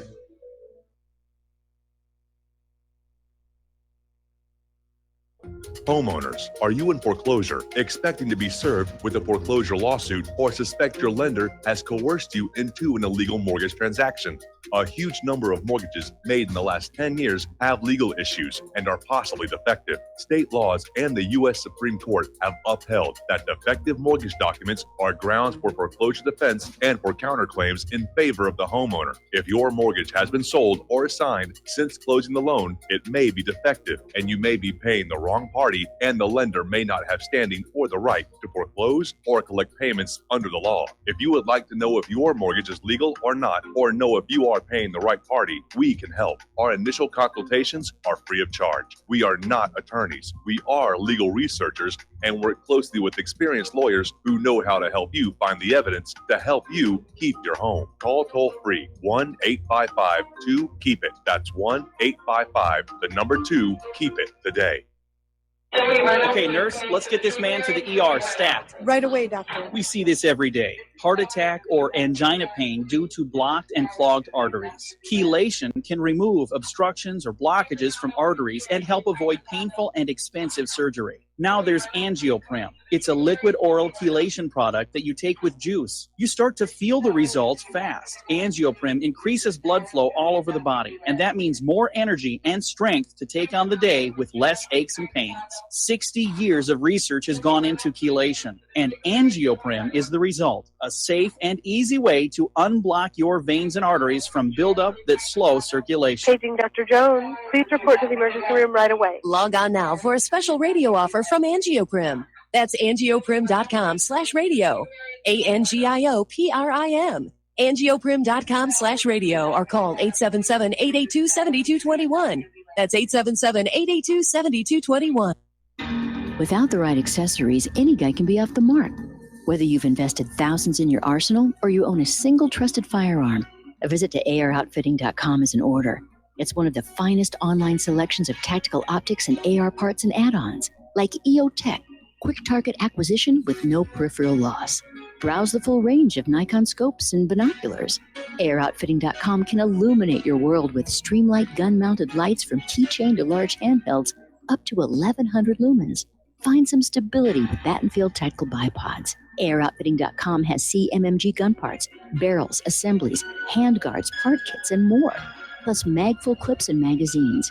I know I've got you excited, so take a breath. Head to AirOutfitting.com. The site's super easy to navigate and features a ton of technical info, including links to manuals. We also welcome vendor and manufacturer inquiries. Remember, if you don't see it, we can get it at AirOutfitting.com. What this country is coming to, I sure would like to know.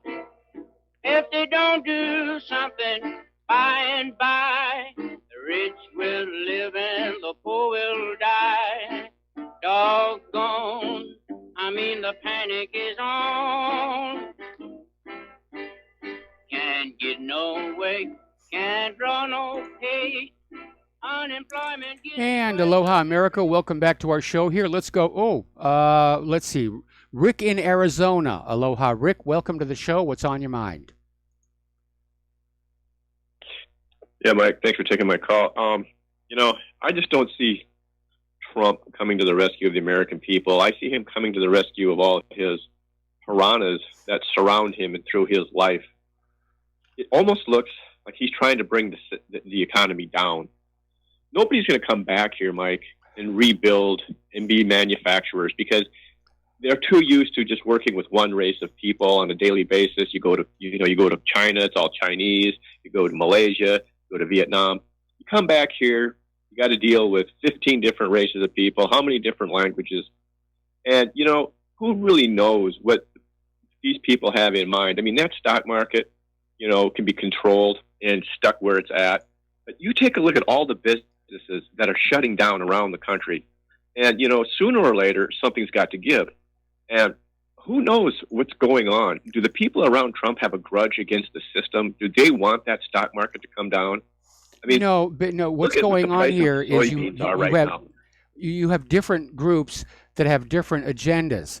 The Federal Reserve wants to start charging more interest on their funny money, but of course that forces the stock market down. The stock brokers want the Federal Reserve to keep interest rates low, and so it's a balancing act. They're not trying to deliberately crash the system, but it is hovering at the edge of a major correction, and everybody's just out there trying to do whatever lines their pockets the best, and they're not thinking about the whole picture. They're not maintaining an overview. It's just what works for me to get more money in my pocket today. Yep. Well, there's one thing is for sure. A good half of this country, the young people coming up, have no potential for making any money on investments because this market is too high. Prices are too high. Real estate is too high. How much more home equity can you get out of your house? It's just the bubble is getting pretty big, and we'll soon find out. But I just don't see all these people, trying to help the American people with some type of trade war. And, I see more people going to get their heads kicked in with this, especially the farmers. Just talk about when Trump said they're going to buy everything we got. Think of what he said about everything else. It's all a 180. They're going to quit buying our soybeans, and you're going to see the farmers that are leveraged up like they always do get in trouble with that. They're going to lose their farms, and all the businesses that are going to go out of business, and then they're going to get bought up by piranhas. So I think that there's maybe a little more evil involved with this than meets the eye. And thanks for taking my call. Well, you're welcome. It's not so much evil as it is unbridled greed, and the love of money is the root of all evil. And unfortunately, we have a society that seems to encourage this idea that you should want a lot more money than you actually need, that you have to have 2 or 3 houses, that you've got to, live in a $1 million mansion, that you've got to do this and that and the other thing. And one of the things that made the early United States work is that everybody basically had the same level of ambition. Yes, there were a few large businesses, but everybody just wanted to have a home, garden, a little bit of security, and a relaxed lifestyle.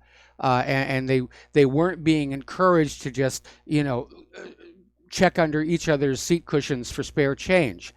But especially over the last 2 decades, when Wall Street discovered that they could magically make money grow by shaking it back and forth instead of actually manufacturing products, we've been sinking into trouble. Now, as far as the farmers are concerned, we're already seeing an uptick in suicide farmers from farmers who are losing their farms.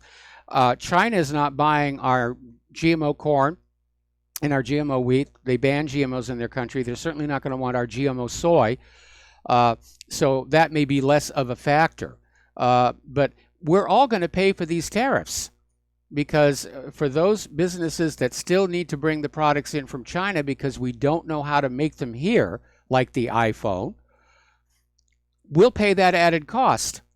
It's a hidden tax on us, collected by the government to be thrown into the war chest. Anyway, let's take another phone call here. Dan in Canada, aloha. Welcome to the show. What's on your mind? To touch on a subject that I've kind of been following for over a year now. This Israeli teen that phoned in about 2,000 bomb threats. Yeah, they just threw him in jail. It's kind of interesting. I've been following it, and there's just been a couple of weird things that they just forgot to mention. Hello? Oh, can you hear me? I can hear you now, but you were breaking up there for a little bit, so if you could speak closer to the microphone. Okay. Sure. Apparently he had a brain tumor and autism, and he was under 17 years old at the time of some of the bomb threats. Other bombs turned 18, 19 apparently.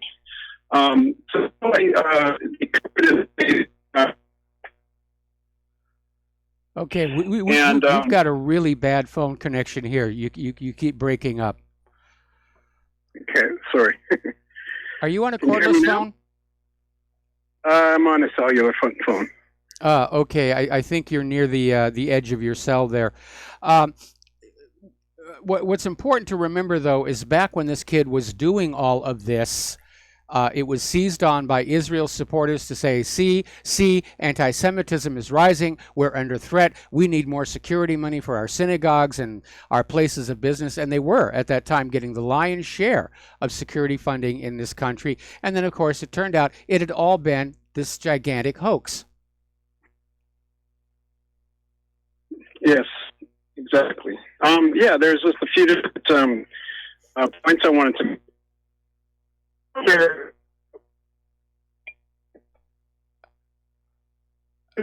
Okay, could you go stand near a window or something? We keep losing the signal. I'm outside. I'm probably I should go outside of my igloo here. Okay. You do sound a lot better. You do sound a lot better. Okay. So his father was charged. Apparently, his father was a computer expert. So it seems to me they used this kid and his alleged autism as an excuse in case they got caught. That's just my feeling. He also sold fake passports on the dark web. Now, I don't know about you, but I don't know any 17-year-olds that can get a hold of fake passports. No mention of that in the latest news about him. And his lawyer showed up at this preliminary hearing with like a full-size, poster-size X-ray of his brain with his brain tumor. And there's no mention of his brain tumor in the latest conviction news. And they also changed his name. They took out the Y. And that might be insignificant, but that's also like saying you're Mike Rivera as opposed to Mike Rivero. Just thought I'd throw that out there. It just smells of a cover-up, and they, like you said, they really wanted this. Trump actually hinted that he knew that this was a false flag. Anyways, I'll leave you with that. Yeah, well, we know that hate crime hoaxes are very, very common. It's hardly confined to Jews. I remember the Tawana Brawley rape hoax that actually cost some people their jobs. There was that lady at Claremont College who was caught painting swastikas on her own car. Student at Georgetown, same thing. These are people who are trying to sell an agenda that there is anti-Semitism or there is racism or there is a rape crisis, but they can't really find it, so they make it up. They're making it up. And they get their 15 minutes on TV. Anyway, Dan, thank you very much for the phone call. You can go back to your igloo now. And we'll get on back to the news here. Last story in our economic news. Apparently, the Saudis have agreed to Donald Trump's demand to increase production, which has sent oil stocks tumbling, but it will mean good news for you because the price at the pump hopefully is going to go down. It's hit $4 a gallon here in Hawaii. And this is being reported by Al Jazeera. And apparently Saudi Arabia is cranking up its spare production capacity to deal with any future changes in levels of supply and demand. So at least for now, the oil crisis is over. All righty, let's get into the borders and immigration. There's a lot going on. And there's this article that came on out. There's this retired Green Beret, and he's saying the battle at the border is just beginning. And he's absolutely right, because Mexico's newly elected president campaigned on, and apparently is still saying, that Mexicans have a natural right to come to the United States of America. And boy, the fastest way to get somebody to do something dumb is to say, you've got a right to do it. It is a crime. And, you know, Trump is out there saying that it is time to treat this as an invasion. They don't deserve a judge. If they're in this country without permission, just turn them around, put them on a bus. Don't hold them in detention. Don't separate the kids. Just send them back. And Trump was saying, we can't allow these people to invade our country.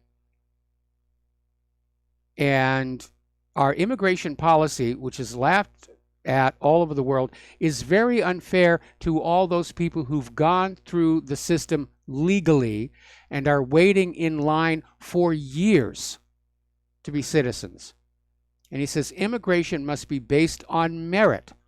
We need the people who will help to make America great again. And on that, I'm absolutely in agreement with him. Now, as you know, there was a recent upset in the primaries where there was a surprise come from behind winner. And that's Ocasio-Cortez. And she's the new rising star.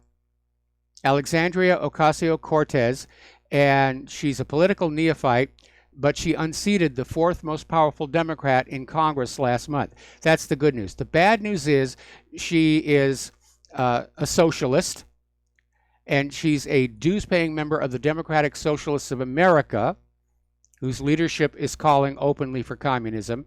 And Alexandria is saying the U.S. should abolish the Immigration and Customs Enforcement Agency, claiming that illegal aliens deserve a rite of passage into the United States of America. Now, I think that what is happening, what I warned was going to happen, is happening. There are enough illegals in this country being allowed to vote where they're starting to vote in leaders who will be sympathetic to them and not the American people. So we could definitely see a border conflict with Mexico.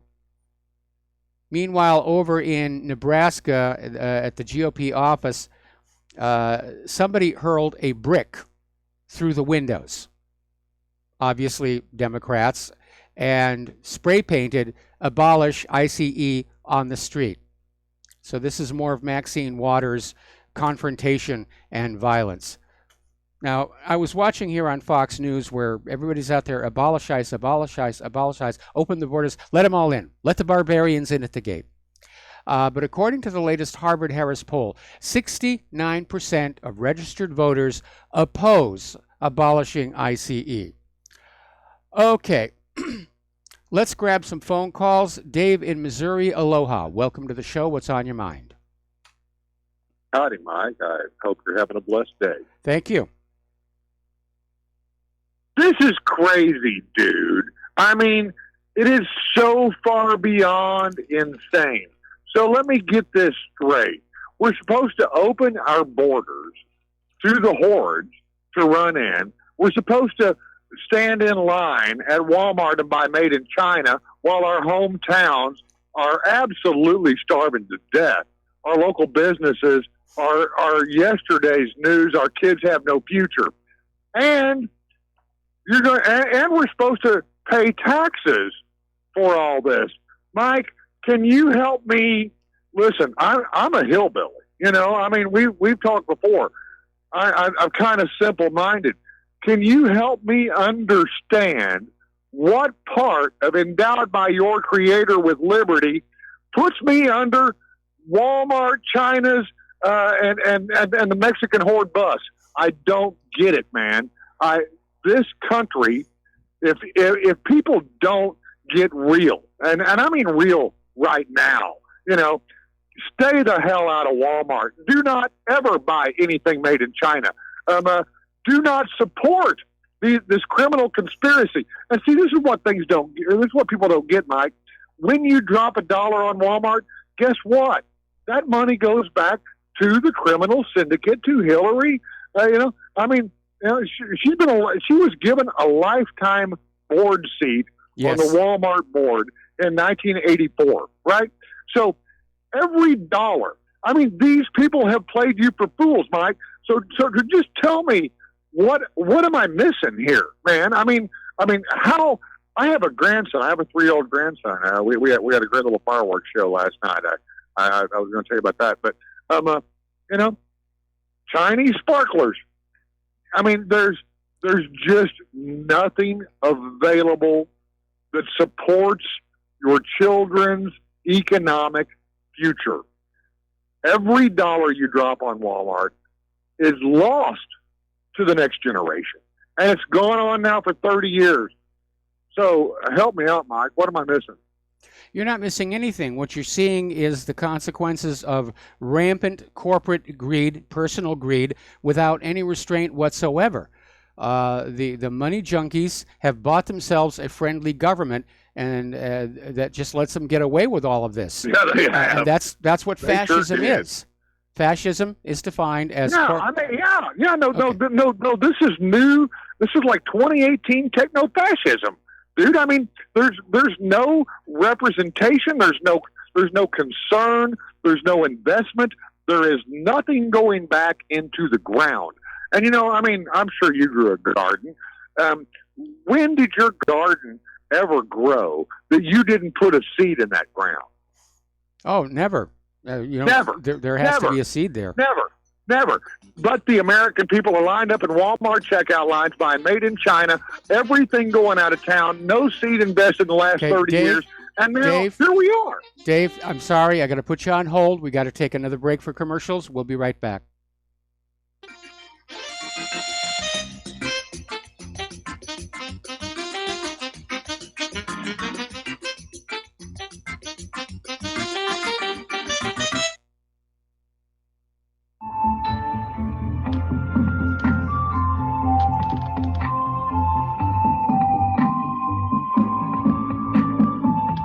Do you know there is an ongoing war right here in America?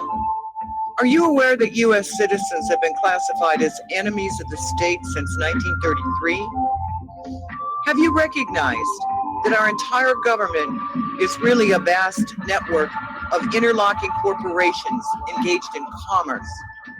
Look up Title 28, Section 3002. Tune in to In Defense of Humanity on Saturday nights at 7 p.m. Central Time. Find out what's really going on and learn how to protect yourself and your family as flesh and blood men and women living in a corporate reality.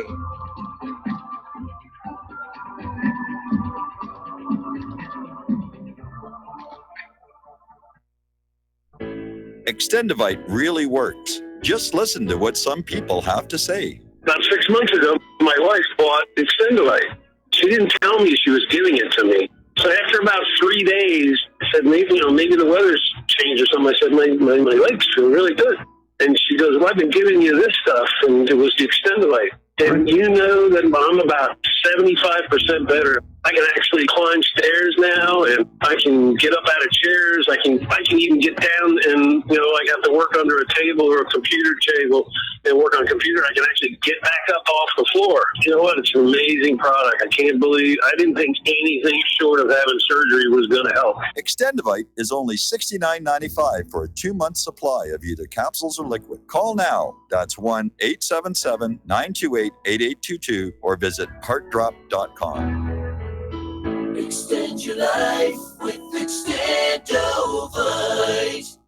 Do you worry a lot? If you're forgetful, nervous, moody, or overwhelmed, chances are you're not protecting yourself from the ravaging effects of stress and anxiety. No matter the cause, ongoing stress and elevated levels of the stress hormone cortisol can rob your memory, your health, your quality of life, and your future. Now you can combat the effects of stress and anxiety while improving your memory and recall at the same time with the dietary supplement Calm and Clever. Studies show that the ingredients in Calm and Clever reduce cortisol by as much as 30% in as little as 1 to 2 weeks and increase your ability to recall facts, names, and numbers in 4 to 12 weeks. Calm and Clever was created by scientist Kurt Hendricks, a principal investigator in 2 NIH-funded studies on Alzheimer's disease. Try Calm and Clever for 2 months. You'll feel the difference. Call 1-800-758-8746 or go to calmandclever.com.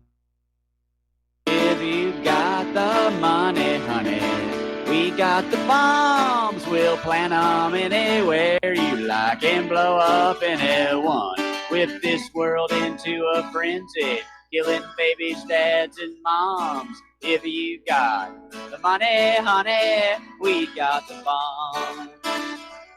If you got the money, well, we won't say. And Aloha America, welcome back to the show here, and we're talking with Dave in Missouri. And Dave, you were ranting and raving, and well, you should.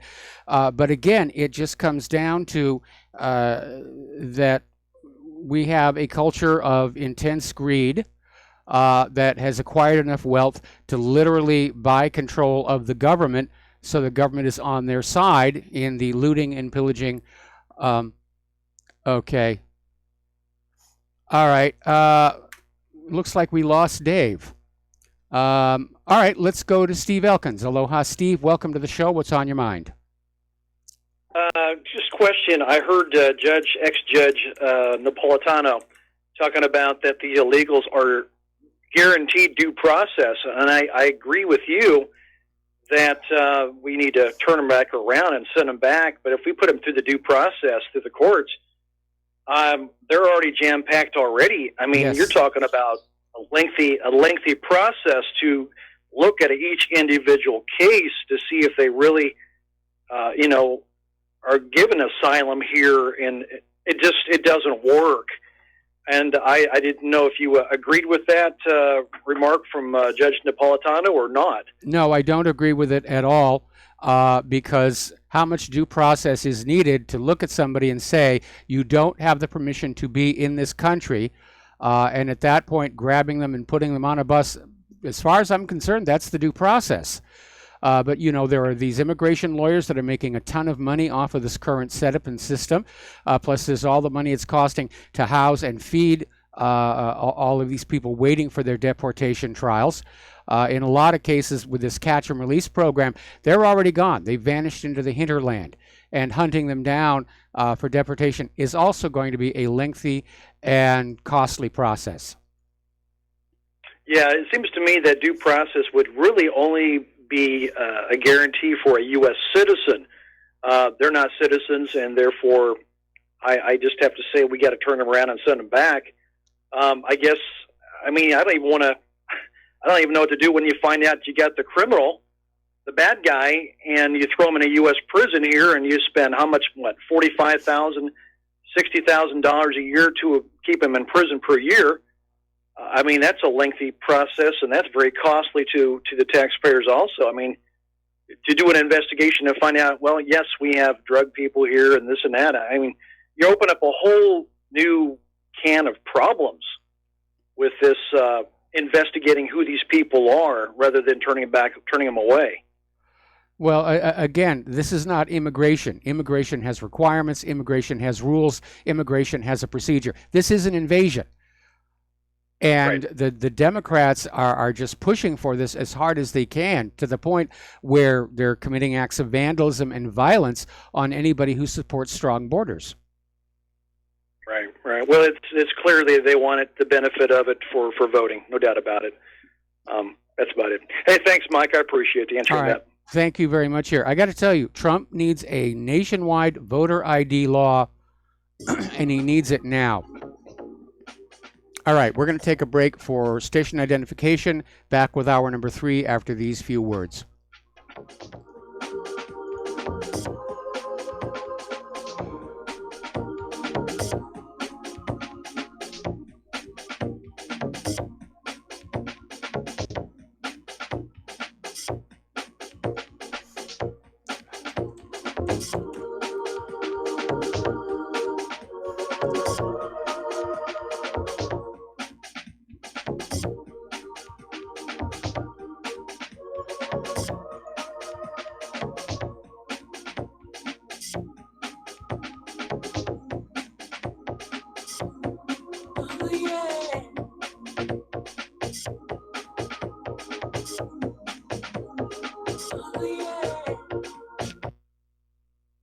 corporate media dominates the American opinion. Finding independent voices that counter this avalanche is becoming increasingly difficult. With the endless corruption running rampant throughout our government, independent voices are needed more than ever to battle the offensive against our freedoms and liberties. As a listener of RBN, no one understands this concept better than you. Now it's up to you to do your part. The time has come for you to take action and begin broadcasting the truth to hundreds or thousands of people every month. Sound impossible? Quite the contrary. With pointed slogans from LibertyStickers.com, you can reach countless sleeping Americans unaware that they live in a real-life wonderland. LibertyStickers.com has a huge inventory of political bumper stickers and messages that reflect the truth about our government, our politicians, and the future of America. With so many in stock, there's one perfect for you. Visit us today at LibertyStickers.com. Again, that's LibertyStickers.com. Do your part. Your voice is important. Let it be heard. You're listening to the Republic Broadcasting Network, because you can handle the truth.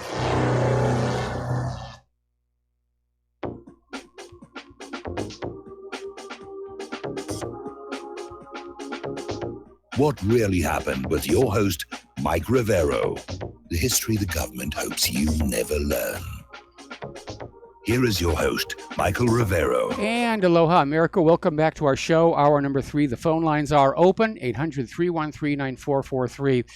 Now, apparently, somebody decided they were going to start dumping Muslim refugees into South Korea. That's not going all that well. And apparently, South Koreans are very upset at the arrival of the Muslim refugees. Over 500,000 have signed a petition asserting that Muslim migrants don't integrate and they don't want their country to end up like Great Britain or Germany or other places.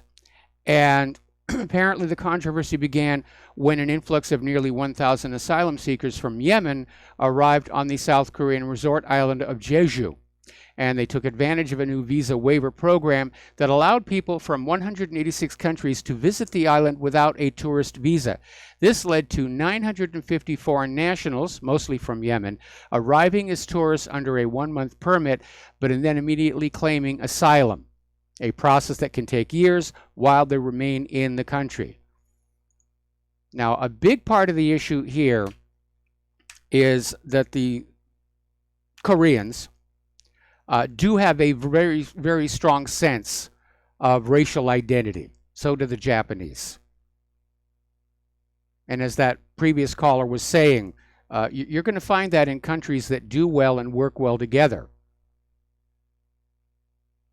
And in countries that have become mongrelized, things don't work out all that well. They certainly aren't here. Hungary's Foreign Minister Peter Szijjártó,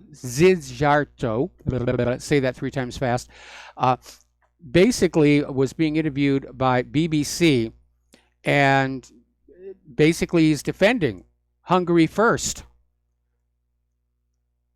and reporting on how Hungary passed the Stop Soros law, which criminalizes the support of illegal immigration. Now, we actually have laws on the books here in this country under Title VIII. They're not being enforced. If Trump would start enforcing them, if some of these mayors and governors of these sanctuary cities were given their perp walk and a visit to the courtroom, things might slow down here. All right, so let's talk a little bit about computers. As you know, Facebook has been under scrutiny for some time. And FBI has now joined with the Department of Justice to investigate whether Facebook knew about the Cambridge Analytica data breach 3 years ago and simply did not tell their 71 million affected U.S. users or investors. That they may have known about it, and that CEO Mark Zuckerberg was possibly not being fully forthcoming in his testimony before Congress earlier this year. Now, a Facebook document dump reveals it shared your data with 52 different companies, some of which are based in China. And they've made the disclosure in a 747-page report it provided to the House Energy and Commerce Committee. And the list features major American tech companies such as Amazon, Apple, and Microsoft, but it includes Chinese firms such as Alibaba, Huawei, Lenovo, OP, and TCL, the last four of which have been flagged by U.S. intelligence as national security threats. Now, in the report, Facebook claims they've severed data access partnerships with 38 of the 52 companies. 8 more partnerships, including with Nokia, Samsung, and Yahoo, are to be discontinued by the end of October. Facebook said that 6 partnerships with Alibaba, Amazon, Apple, Mozilla, Opera, and Toby would continue. Now, there are a lot of people who are investors in Facebook, top executives at Facebook, and they're out there saying it's time for Mark Zuckerberg to go because he's really seriously harmed the Facebook brand on top of all the censorship, and they think it's time he stepped down. It's not like he needs to work for a living anymore. Meanwhile, claims of an expanded federal probe into the Cambridge Analytica data scandal wiped $12 billion off Facebook's value at the stock market. All right, we're going to take a phone call. Dave in Missouri. Aloha, Dave. Welcome to the show. I understand you dropped your phone. Well, I don't know. I think Mike hung up on me. I mean, your guy. No, yeah. I'm in and out. So Zuckerberg told a lie to Congress. I mean, these thieves, Mike. What are we going to do, man? How is humanity to survive? This was our where I was going with our conversation earlier. What are we going to give to our grandchildren? These thieves, they have such an appetite. They don't stop. And they own the law. They own the government. That's why we have Made in China. That's why there's no jobs in anybody's hometown anymore. That's why your children have no future.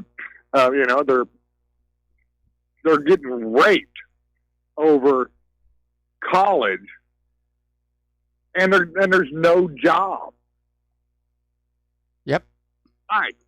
I mean, at a certain point, we've talked this to death, brother.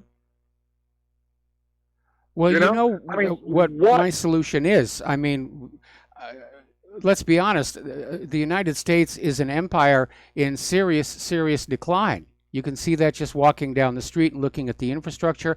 Our economy is very fragile. But dude, it doesn't have to be that way. It does not have to be that way. People are fools. People are led to slaughter by their own greed. It does not have to be that way. And you and I know that, but we can't stop it. Not one of us can turn a car around, at the Walmart entrance. None of us can stop somebody from dropping a dollar, that destroys their children's future. We can't. So, man, you got a hell of a job, brother. I just want to say, folks, please support RBN. Mike, I love you. This news today that you brought us, man, I don't know. I mean, what are we to do? How can we best this? They have us. They put the hook in our cheek. We've taken it. We've taken the bait and run. What are we going to do now, man? Well, again, I don't think there's anything that we can do, at least not peacefully and legally and nonviolently, and I'm not going to go down the Maxine Waters route here. But again, I'm seeing a lot of parallels between the present United States and the former Soviet Union, not to mention ancient Rome. And I do think it's going to come crashing down, and we're going to have to be ready to just ride it out. Hey, no, this is more personal because these are our families. This is our children, our grandchildren, RBN. Don't you hear me? These are our children, America. These are ours. And if we don't provide for them, you failed your responsibility. And you did that in the Walmart checkout line buying Made in China because you were such a damn greedy fool. Mike, I just don't know how to fix it. And I'm sorry you got me worked up. I'm telling people straight up, if you carry $1 to Walmart, you're a traitor to your nation. You're a traitor to your children. You just killed your hometown. There is nothing productive that we can gain from you. But Mike, that's who we have, brother. All we have are these non-productive feeders who are just trying to figure out how to get on the damn government dole and run their money down to Walmart to buy made in China, blah, blah. You know, it goes on and on. It's reciprocal. Do you know if EBT were killed, Walmart profits would diminish by 70%? That is how far they're supported. No, it's true. That's how far they are supported. And, I think the last statistic I've seen was 70% of Walmart shoppers carry an EBT card in there. None of them working. None of them doing anything productive, Mike. And there's no stopping it. And of course, they're going to tax us to damn death all the way to hell. You know, the Waltons will, the Clintons will. I mean, the money all flows uphill. Yeah, but there's a problem. I'm just exhausted by this, dude. Nobody will stop. I mean, we are like on a downhill train ride to hell, and nobody cares, you know? Okay, but there's a missing component, and this is why I think it's coming to an end. There's no new money coming into the system to keep it going. But the money is all. It's not money, Mike. They just print this shit. It's not money, dude. It's the currency. I mean, there hasn't been money. Yeah, but it's. There hasn't been money for years. Calm down. Take a deep breath. The problem is in our current system, the money is all concentrated at the very top. It's not getting recycled back down to the bottom. I mean, it really appalls me seeing all of these corporate executives, screaming about, raising the minimum wage and what a disaster it will be. No, it's not going to be a disaster. It's going to put more money into the workers' pockets so they can start going back to the retail establishments and buying stuff and get that consumer economy going again. Unfortunately, I guess one of the symptoms of being a money junkie is a total obsessive fixation on your own wealth and a complete disregard for how it's affecting anybody else. And you would think back to John Nash's doctoral dissertation, which basically said being greedy just for yourself does not, in fact, actually improve the system as a whole, which was what Adam Smith was all about. But the money junkies want to go on listening to Adam Smith because it allows them to feel good about the fact that they're out of control money junkies. Dude, they don't care, man. That's the deal. We are dealing with demons. These people, they would begrudge that 30 cents that you made extra an hour, and they're going to come after it so they can have their $40 million parachute. We don't have anything that is defending the interests of people, and it's so pathetic. I mean, it's gone so far down this rabbit hole now, and people have done it, but they were conned. Okay, so you got led down the rabbit hole. Somebody threw some Fruit Loops out, on the way to the bear trap. Well, guess what? Here we are. And if the only chance that we have of getting out of this, if our people now will suddenly grow some common sense, shop locally owned, buy American made every chance you can, and keep your money out of these corporations that have owned your government, that do own your government, that own your press, that lie to you incessantly, nonstop. Do not ever carry $1 to those corporate thieves. And even then, Mike, we're probably still dead because who's hearing us? Who's listening? I mean, we're talking about 400 million people. What do we got? 20,000 people listening? Something like that. Maybe one of them, maybe one of them going to stay out of Walmart. we accomplished nothing. And well, I disagree. I mean, I wouldn't have stayed with us a quarter of a century if I didn't think I was accomplishing something, and that Brother, basically is to educate. Yeah, man. You're fighting, the people. and I love you. I love you for that. You got to know I love you for that. And I'm not trying to discourage you, but I am a realist because I fought this my whole life. You know, I met Hillary in 1984 in the Walmart headquarters. Sorry, Mike. I just dropped something here. I fought this all my life. Sam Walton recruited me out of high school. I met Hillary in 1984 in the Walmart headquarters. I've told you this story. Yes, you did. I mean, you know, I sacrificed and spent my life in 2007 to beat her. You know, when the internet come out, the internet was a great thing. You know, I mean, MySpace that was kind of cool. You know, we beat Hillary in 2007. It cost me my home, Mike. It cost me my livelihood. Still today, I am blacklisted, right? You know, I can't work for these corporations, you know? But everybody steps up there. And this is what kills me. You know, I'm glad you're letting me talk, Mike, because I love you and I love your audience. This is what kills me.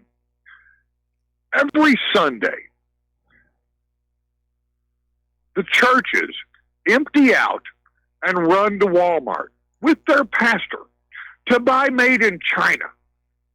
Now, what did they learn?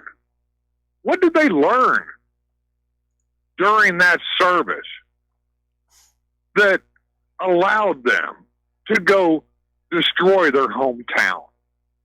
What message was it that their pastor gave them that allowed them permission to destroy the future of liberty for all of mankind? When you carry your dollar there, dude, I mean, liberty, this is a very unique experience. It's a finite thing, you know, gone in a second. Okay, I need to cut in here. I need to cut in here because, you know, you're talking about Walmart. I am, man. I'm mad about it. Well, Dave, I need you to let me make a point here because somebody just emailed in an observation here that, yes, you go into a Walmart, nothing in the clothing department made in the USA, appliances not made in America. But if you go to another store like Target or Kmart, it's exactly the same thing. None of these big box stores are carrying U.S. products. No, you're right. No, Mike. You know, I mean, I said Walmart because that's where I come up. You know, they were the number one. Walmart had the first overseas buying office of any American corporation in 1982. They started flooding the stores. What Walmart did was, was genius, but very, you'll find the word for it. I don't know. Very insidious. I mean, what Walmart did is they went into where no one was. They went into the rural communities. Now, how did Sam know to do that? I've got my idea about it. They went into rural communities. They made deals with all these towns, and then and initially, as you will remember, they always located just outside the city limits. Well, then the city limits would expand, and they'd move again. Remember that? Yes. Right. But what Walmart did was that they flooded rural America with, at the time in the mid-'80s, said made in Taiwan. You would peel the label, it was made in China all along. And they knew it. Walmart. Well, no, that was part of the political disagreement. Walmart is Hillary. Hang on. That was part of the political disagreement between China and Taiwan, where China insists that products made in Taiwan say made in China. We're going through that whole thing again. Anyway, Dave, I'm going to have to let you go. We're coming up here on a commercial, and I understand your anger and your rage. I love you, folks. Please support RBN. Yeah, well, Matt, what do you want? I'm not going to be pissed off. Come on, folks, please support RBN and stay out of Walmart. Thank you. All love right. you, Well, Mike. thank you for the phone call, Dave. We're going to let you go. But again, to be fair, it's not just Walmart. It's all the big box stores. And Walmart built the road, brother. Walmart built the road. Everybody had to go down, or you were going to go out of business. As Sears, as J.C. Penney's. Yeah. Walmart built this road. And Walmart shoppers are the plague of liberty. I'm done. All right. Because, again, if you go into a Sears, they carry the same products. Made in China, made in Hungary, made in places around the world. Right. Find a Sears. Dude, they all went where the Clintons drove them. This has been the Clinton bus. We've seen this go down. This is the Walmart Arkansas mafia. Dave, I got to let you go. But you know I'm right. I got to take a break for commercials. All right. Thank you very much for the phone call. We'll be right back.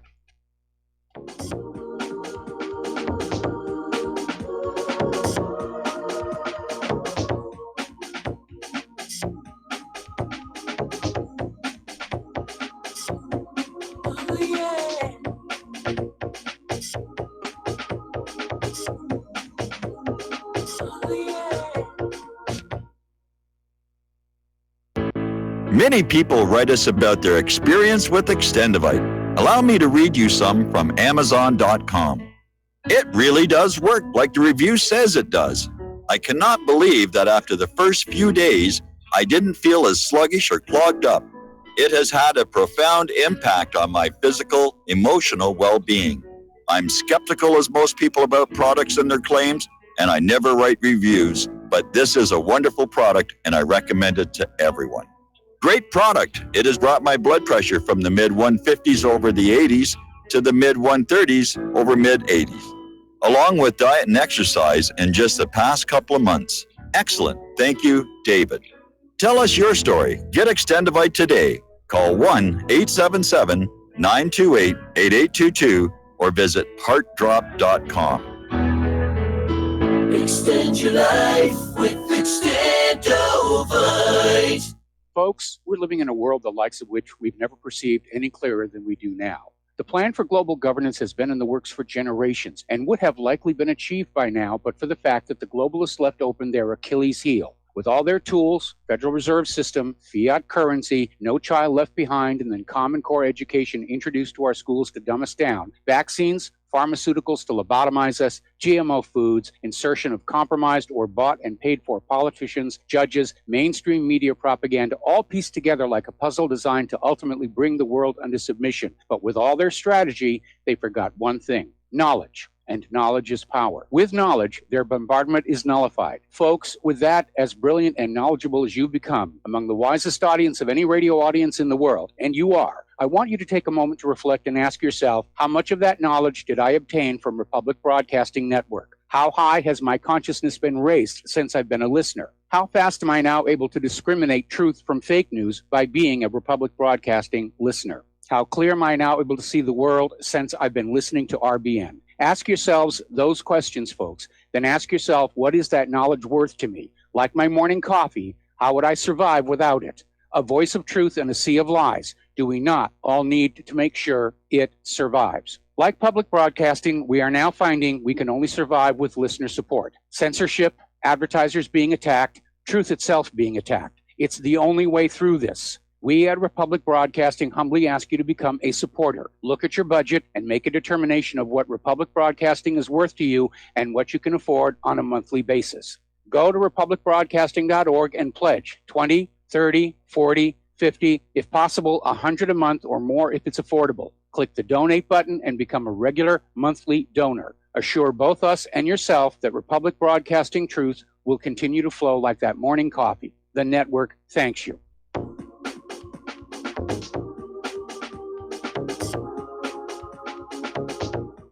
What really happened with your host, Mike Rivero. You're listening to the Republic Broadcasting Network. Here is your host, Michael Rivero. And aloha, America. Welcome back to our show. Now, normally on this program, we have a rule, one call per caller per day. But apparently, Dustin in New Jersey wants to respond to Dave, so we're going to put him on the air here. Dustin, welcome back to the show. What do you want to say? Mike, Dave's totally wrong. Like, he's calling anybody who goes to Walmart like against liberty. That's all we got left is Walmart. Where are we going to go? To the shopping malls where they charge 5 times the price? The reason why the malls are closing is because people don't have the money to shop in the malls. Not only because the malls are over expensive because they got to pay the rent there, but this is all we got left. And this is all we got left because your government sold this country out. It's not China's fault. Mike, you know Jim Rogers, the economist, he goes, there's a saying he had. He said, in America, they ask how many weeks vacation we get. In China, they go, how many days a week can I come to work? There's a difference now. The roles have been changed. There's no repairing this. China is a manufacturing hub for the world, like it or not. iPhones are not coming back here to be made because nobody will be able to afford them, to buy them, right? At this point. I think it's more a case of we don't know how to make them. Yeah, I mean, it's that we don't have the factories are all rusted out. They got asbestos filled. It's too expensive to clean them up, right? They got to pay to clean them up. The asbestos got to get out. It costs more to build a new factory, and they're not because they're buying their own stock back. So don't blame the Chinese. It's just a manufacturing hub for the world now. Because the world has if you want somebody to blame, go back to 30 years ago when all these corporate CEOs in the retail establishment who had come up through the MBA program and didn't have an emotional connection with the process of actually making the product. And they all said, well, we'll just let it get manufactured overseas and we'll bring it back here and we'll sell it and we'll make a lot of money. And they did. And that began the process. And there were voices who stood up and said, this is wrong in the long term because we're not protecting Americans' jobs and it will dead end. And they were warning about the trade imbalance, which has become a huge, huge problem. But the leadership at that time, like now, they were in the pockets of the big corporations, and they said, yeah, go ahead and do it. It's okay. It's not going to be my problem when it finally starts to fall apart. But it's not only Walmart. You go to Target, everything's made in China too. Wherever you go, you can't single out Walmart because China is a manufacturing hub for the world. You go to Europe, find a store that doesn't have anything made in China. You're not gonna.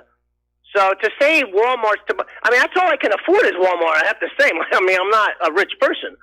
You know, I mean, we're at the bottom of the barrel in this country, and I don't think it's coming back. I really don't. You had a caller said it's not coming back. You know, your grandkids. We're going to have to go through a collapse. We're going to have to go through a collapse. Yeah, and that's all I want to say, Mike. Like your great grandkids and your grandkids are in for a tough time. That's all I got to say. But just don't blame somebody else in another country, you know, for our own faults. You know, I mean, Americans wanted cheap products also, so we're part culpable in this. But you can't have your cake and eat it too, right, Mike? Like, yeah. There's a partial blame to go around everywhere. So just don't blame everybody. You know, like I said, I can't afford to go to Saks Fifth Avenue, you know, and then the mall that charges way more price, you know. And even in the mall, it's made in China. I hate to tell you that, but you know, that's the fact. You know, China is a manufacturing hub. They make cheap products and good products, depending on what your American companies or British companies or any companies want to make. If you want a cheap widget, they'll make a cheap widget. If you want an expensive widget, they'll make an expensive widget. But I just don't like to blame certain groups of people, except for the money junkies and the politicians that cause this problem. But Mike, this can actually maybe be. I don't know if it can be fixed totally, but maybe if we have like a fair, I don't know, like it would basically be. We'd have to not become an empire anymore, I think. You know, it'd have to be back to original America. You either can have America or an empire. You can't have both. No, you're absolutely right about that. You're absolutely right. And, you know, our political leadership has been leaning toward empire for a very, very long time, for, 20 years, I guess.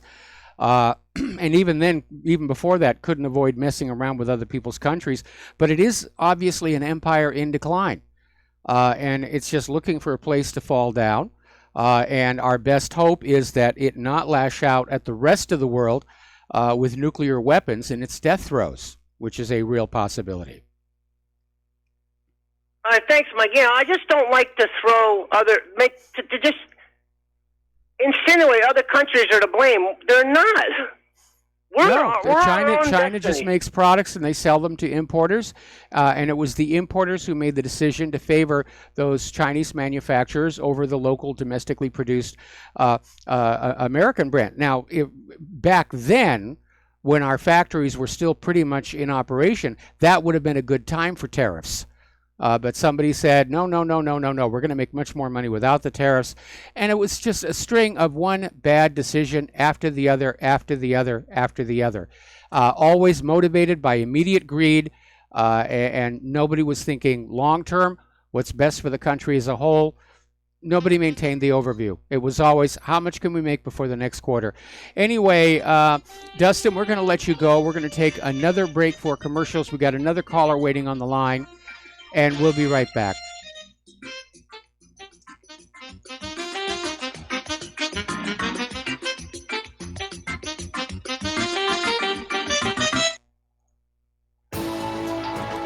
You are tuned in to the Republic Broadcasting Network. Visit our website by going to republicbroadcasting.org.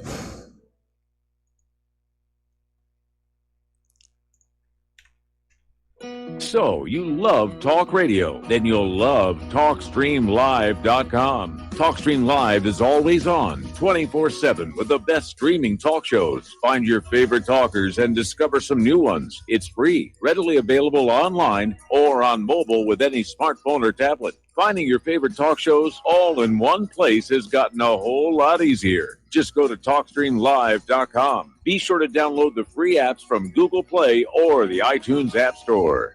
Do you or a loved one suffer migraine headaches? Listen to what scientist Kurt Hendricks has to say. If you are one of the millions of people who get migraines, you need to know about MiGrelief. Hi, I'm Kurt Hendricks, the scientist who created MiGrelief, the patented dietary supplement that addresses nutritional deficiencies in adults and children with migraines. Thousands of physicians and pharmacists recommend MiGrelief. Call 800-MIG-7354 or visit MIG911.com. Did you know that neither the American Medical Association nor the American Bar Association were established to benefit the American people? Have you recognized that in our country, healthcare has little to do with health, and that our court system has nothing to do with justice? The priests of both medicine and law have been incentivized to implement a dark agenda on behalf of the Bilderbergers and their ilk. To protect ourselves and our progeny, we need to take a much closer look at how these two giant industries really work. Join me, Al Whitney, on In Defense of Humanity, Saturdays at 7 p.m. Central, as we expose the matrix and learn how not to consent to our own destruction. My name is Don Wiskin, and at 42 years old, I suffered a massive heart attack, lost 35% of my heart to damaged tissue, and was supposed to spend the rest of my life on disability. What did I do? I took Extendivite, a garlic and cayenne mix of 7 herbs which rebuilt my heart and gave me back my life. For over 17 years now, I have made this formula available to you so you don't have to suffer the same thing I did. Clean your blocked arteries and strengthen your heart and boost your natural immune system. I'm 60 years old now and I still work every day. To get your Extendivite, call 1-877-928-8822. That's 1-877-928-8822 or visit heartdrop.com. Extendivite is only $69.95 for a 2-month supply of either capsules or liquid. Extend your life with Extendovite.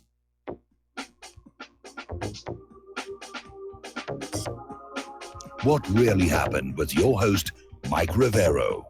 Join Mike on the air. Call toll-free 800-313-9443. 800-313-9443. And aloha, America. Welcome back to the show here. We're going to go back to the phones here. Rich in Oklahoma. Aloha. Welcome to the show. What's on your mind? Hey, Mike, I just wanted to say thanks for what you do. I really get upset with myself when I don't catch you. In response to your friend there from, I think his name was Dave. Yes. I think what we forget, this thing where we lost our retail and our manufacturing, is because we did it. You did it, I did it. We did it together by doing nothing. And the only thing that's left is to come up with a remedial way to fix it. And what I do, I get together with friends and go to government liquidation auctions on Army bases because they are not allowed to do foreign things. Some military contracts require things to be made in the USA. And a lot of times those are going to be veteran-owned businesses, minority and women-owned businesses. So we have to get together because our purchasing power isn't what it was, thanks to these people printing too many dollars without paper. That's the other thing. One last thing. I remember when BMW wanted to sell inside the U.S., and they wanted to build a factory in one of the Carolinas, and they did it. But they couldn't find people that knew general math. They couldn't find people that work with their hands because our education system is so bent on being victims and being social this and social that, that on top of not being able to talk to each other without a phone, Johnny can't read without Google Classroom. You know, the people that can read a dictionary on paper know. Wikipedia cannot edit that. That's why I keep a couple of dictionaries. That's why I go to pawn shops and look for made in USA craftsmen at a discount. You have to change with the times so that it doesn't happen again. And it's a small step, but if we're smart enough to know better, and we could constitute 2, 3, 4% of our population, we could still make a difference. Will it be what we had? Probably not. But at least we're doing something besides pointing fingers at Walmart. Well, definitely we need to be doing something, and the problem that you're talking about, it's present today. America's public education system is so totally focused on indoctrination and global warming, and colleges are focused on art history major. Our kids, they don't have the skills to compete in a manufacturing world. And this attitude that we don't need to make our own products has infected our entire society, where we collectively feel like we're above that somehow. And it was the exact opposite when I was a kid. When I was a kid, you know, you took pride in the fact that you could lay pipe and do wiring and do basic carpentry, and you could make things for your home. And today it's actively discouraged. You know, oh no, you don't want to make the chair. You go down to the store and you buy one. It's pre-made for you. About 20 years ago, Jiffy Lube did not exist. Yep. You didn't take your car and have somebody else swap your oil because you didn't know what you were doing, and people would see that. There was a certain part of responsibility, you know? You just didn't have to have help with certain things. Now, well, if it isn't right, I'm going to throw it away and get another one. Yeah, that is a big problem. You'd think the environmentalists would be on top of that one. Cars 20 years ago were very different. They were designed and built to be easy for the owner to work on. But today's cars, with all the computerization, you have to literally go to a certified mechanic who will plug in his computer to find out what's going on and work on your car. I remember when we still had the Xterra, and it developed a little bit of a leak around one of the valve covers. And I said, okay, no problem. I'll go get a valve cover.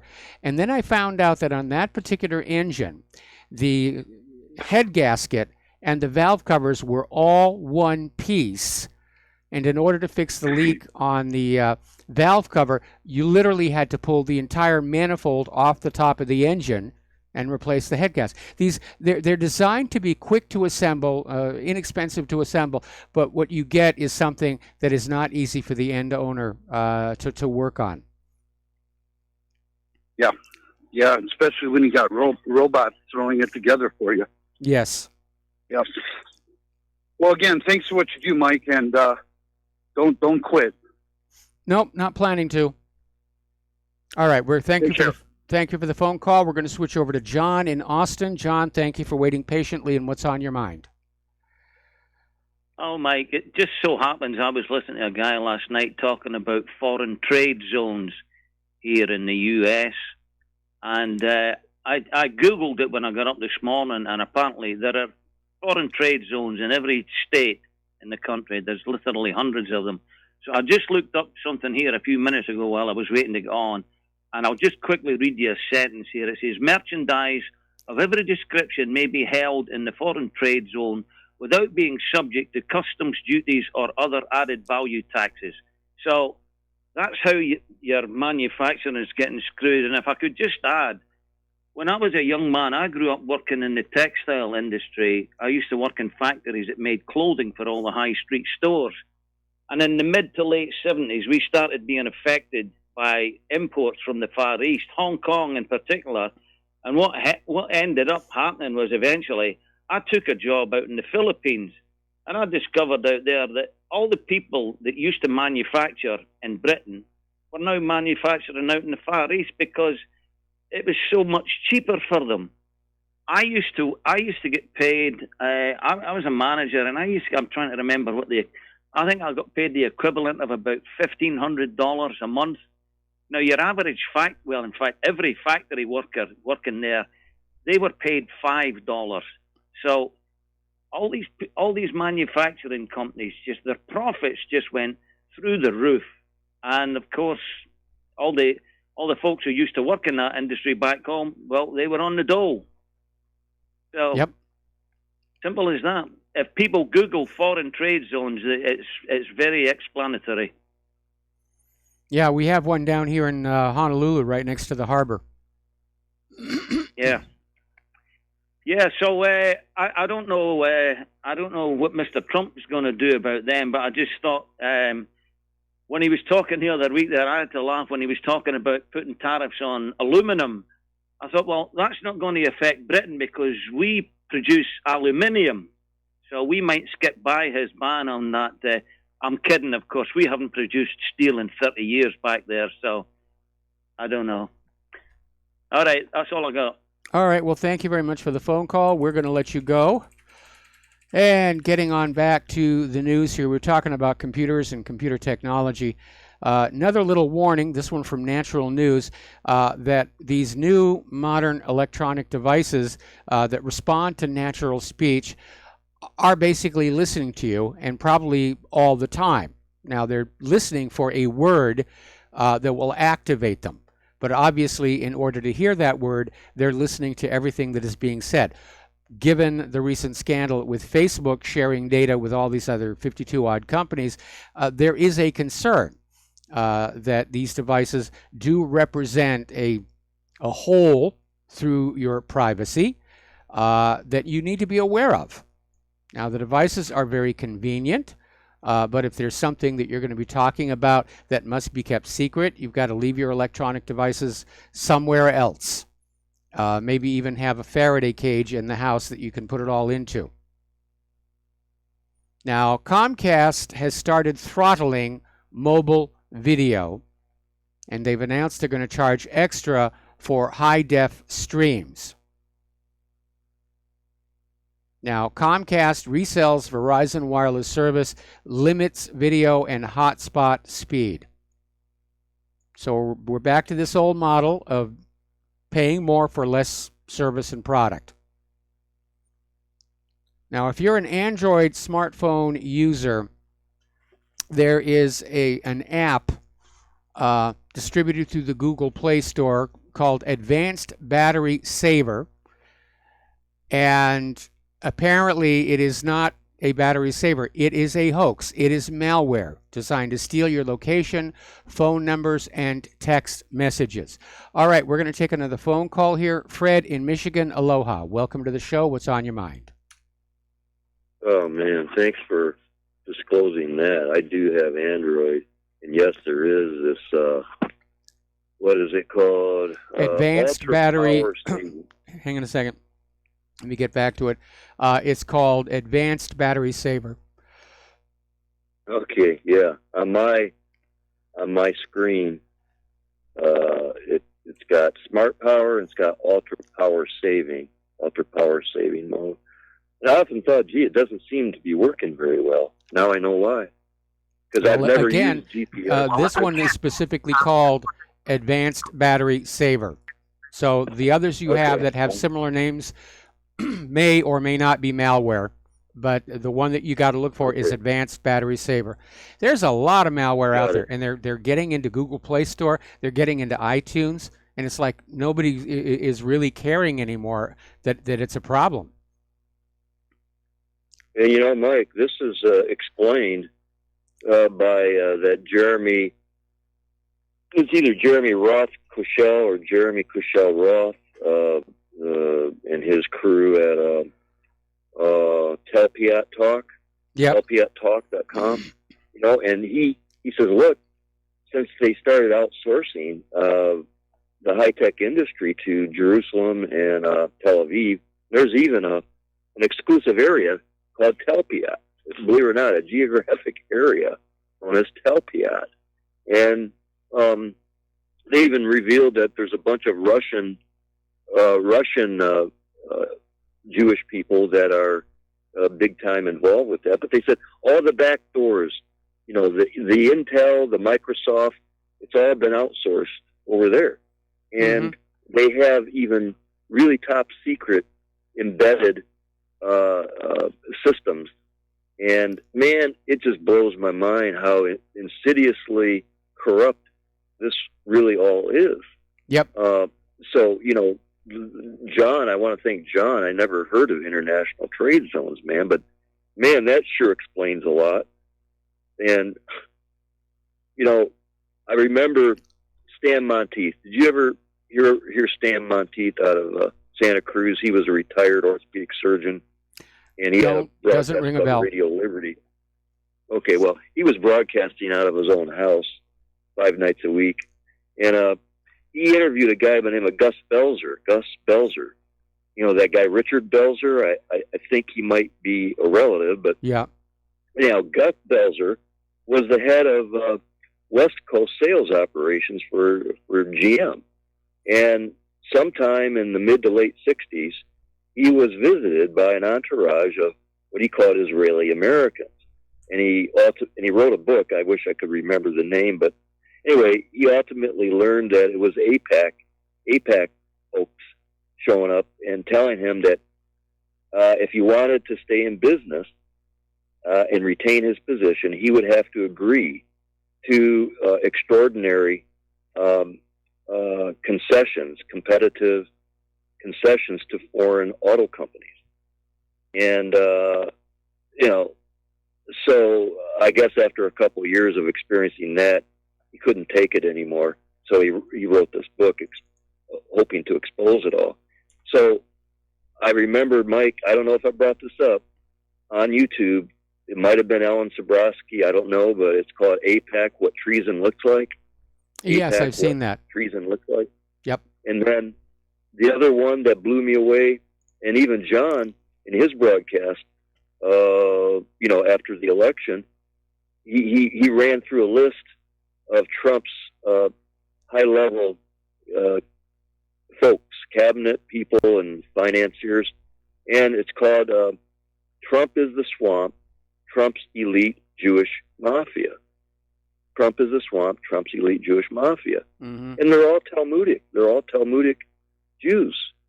And then 2 years ago, Mike, on Coast to Coast AM on a Sunday night, you know, really brilliant, eloquent, soft-spoken Christian guy who authored a book called The Evolution Delusion, and he proves like the pit down man and other stuff like that is all manufactured fraud. The theory of evolution might as well be the theory of Swiss cheese. Well, a guy by the name of Mark in Las Vegas calls in.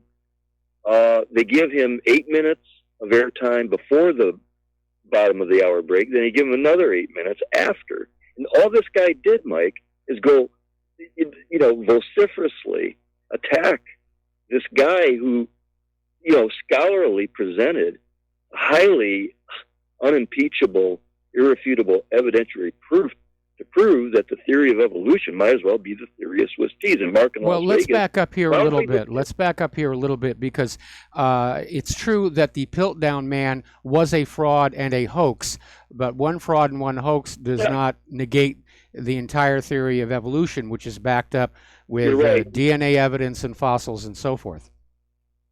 Well, that's where his book comes in, because I can't recall all the data, Mike. People would just have to get the book through their library. It's called The Evolution Delusion, Bill Kirkwood. But this guy, Mark in Las Vegas, proudly described himself, just like Gus Belzer said.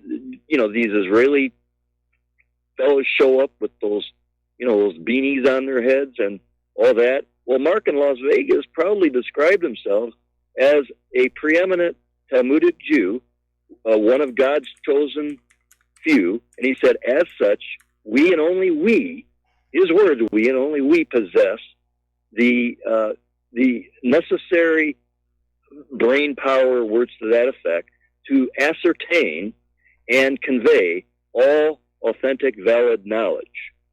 And so I'm thinking, oh, okay, that's why Russ, or who is that guy, Ray Kurzweil, and if you haven't seen it, Mike, there's it's called Hegelian Artalectic. Hegelian, you know how to spell that, Yes. Hegelian Artalectic.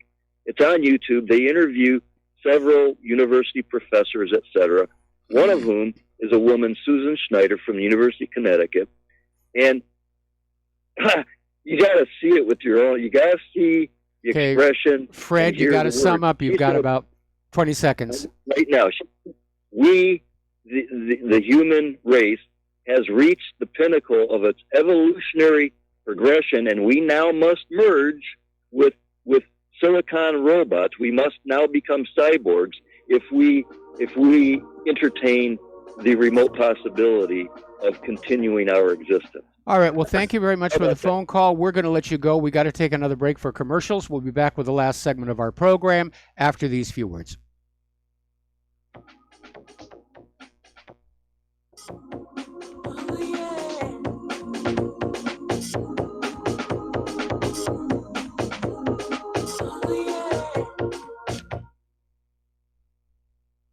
Homeowners, if your lender has gone out of business or sold your transaction to another lender or servicer, you may be the victim of a wrongful foreclosure, resulting in the loss of your home. If you've already lost your home, are in foreclosure, or even in good standing, you can challenge the mortgage transaction's illegal issue, and your property can be restored to you, and your foreclosure can be stopped or reversed, and the mortgage transaction declared unenforceable. State laws, U.S. title codes, the Uniform Commercial Codes, and U.S. Supreme Court rulings have upheld that defective mortgage documentations can reverse or stop foreclosures and enforce property title claims in favor of the homeowner. We are having successes in stopping the process of foreclosure, the enforcement of the foreclosure judgments, the sale of property, and evictions after the sale. We are not attorneys, and we don't give legal advice. We are a professional team of legal researchers, providing forensic mortgage audits and expert witnesses. We have the knowledge to produce the evidence and enforce laws regarding your legal issues. We've been in business for 12 years without a complaint. Consultations are free, and we provide a free title search to confirm if your mortgage has legal defects. Please call 855-253-3748. 855, the number 2, keep it today.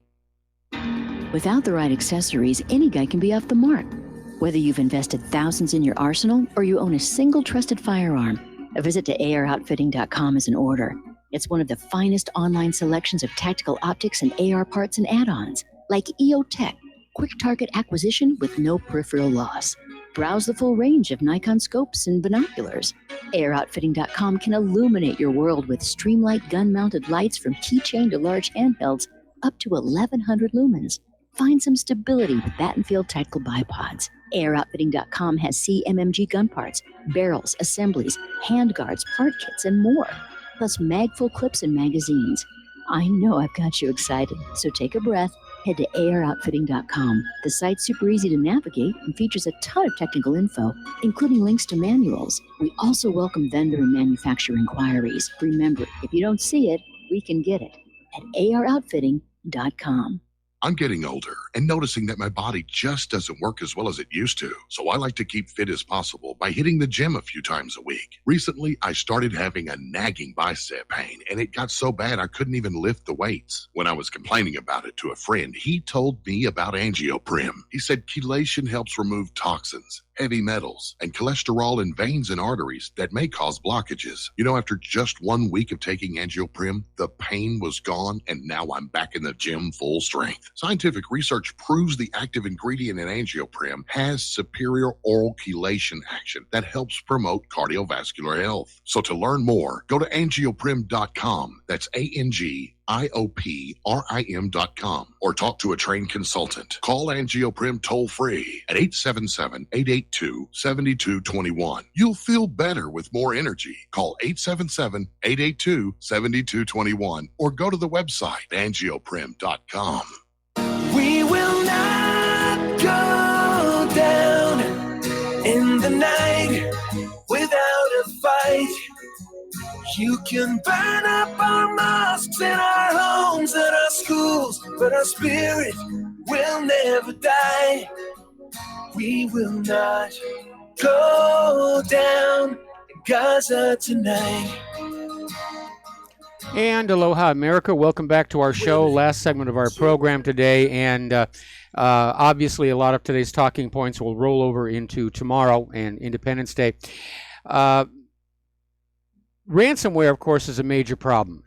We were talking just yesterday about how ransomware shut down computer systems for hospitals in Great Britain, which is placing patients' lives at risk. So last year you had WannaCry, Petya, NotPetya, then Bad Rabbit. And the warnings are going on out now that this year the ransomware problem has not gone away. It's just a lot sneakier. And apparently somebody on the dark web is now actually selling ransomware as a service, where they will let you use their tools and apparently split the ill-gotten gain, which to me makes it sound like this is organized crime. Okay, Cyber Command is getting ready to acquire a new weapon. They're calling it the Unified Platform, which sounds really scary. But apparently it is a new large system that is going to allow U.S. Cyber Command to conduct cyber operations.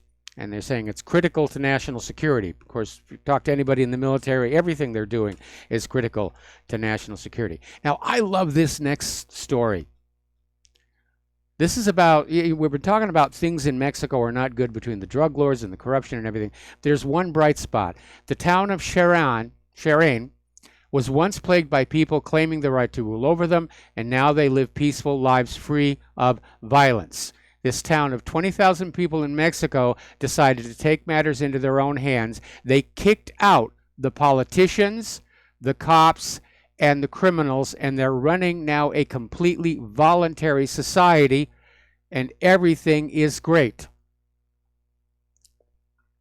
So there's an object lesson for you. If you want to know why things are going bad, it's the politicians. Now, down in Broward County, Sheriff Scott Israel made a name for himself during the Parkland shooting, and, of course, was out there pushing for gun control, gun control, gun control. And apparently needed to deflect away from all the errors his department had made before and during the shooting, like just standing there waiting for the kids to get killed. Well, he lost a vote of confidence by his police union, and now he's being let go. He's lost his job, which I think is a good thing here. Now, the other day we were talking about these schools in Great Britain that were forcing the boys to wear skirts as to not upset the trannies. And I guess that got a negative reaction because they've gone the other way and they're saying everybody's wearing slacks. Girls are banned from wearing skirts at 40 secondaries across England as schools opt for gender-neutral uniforms to cater to those poor transgender pupils. All right, there's the music. Time for me to get on out of here, get something useful done with the rest of the day. Please stay tuned for John Stadmiller. I'm sure he's got a lot of exciting things to share with you. Please take what you learn here, share it with everyone that you know, email, phone call, face-to-face, bring back the art of the conversation, and we'll be back here tomorrow. Aloha, America.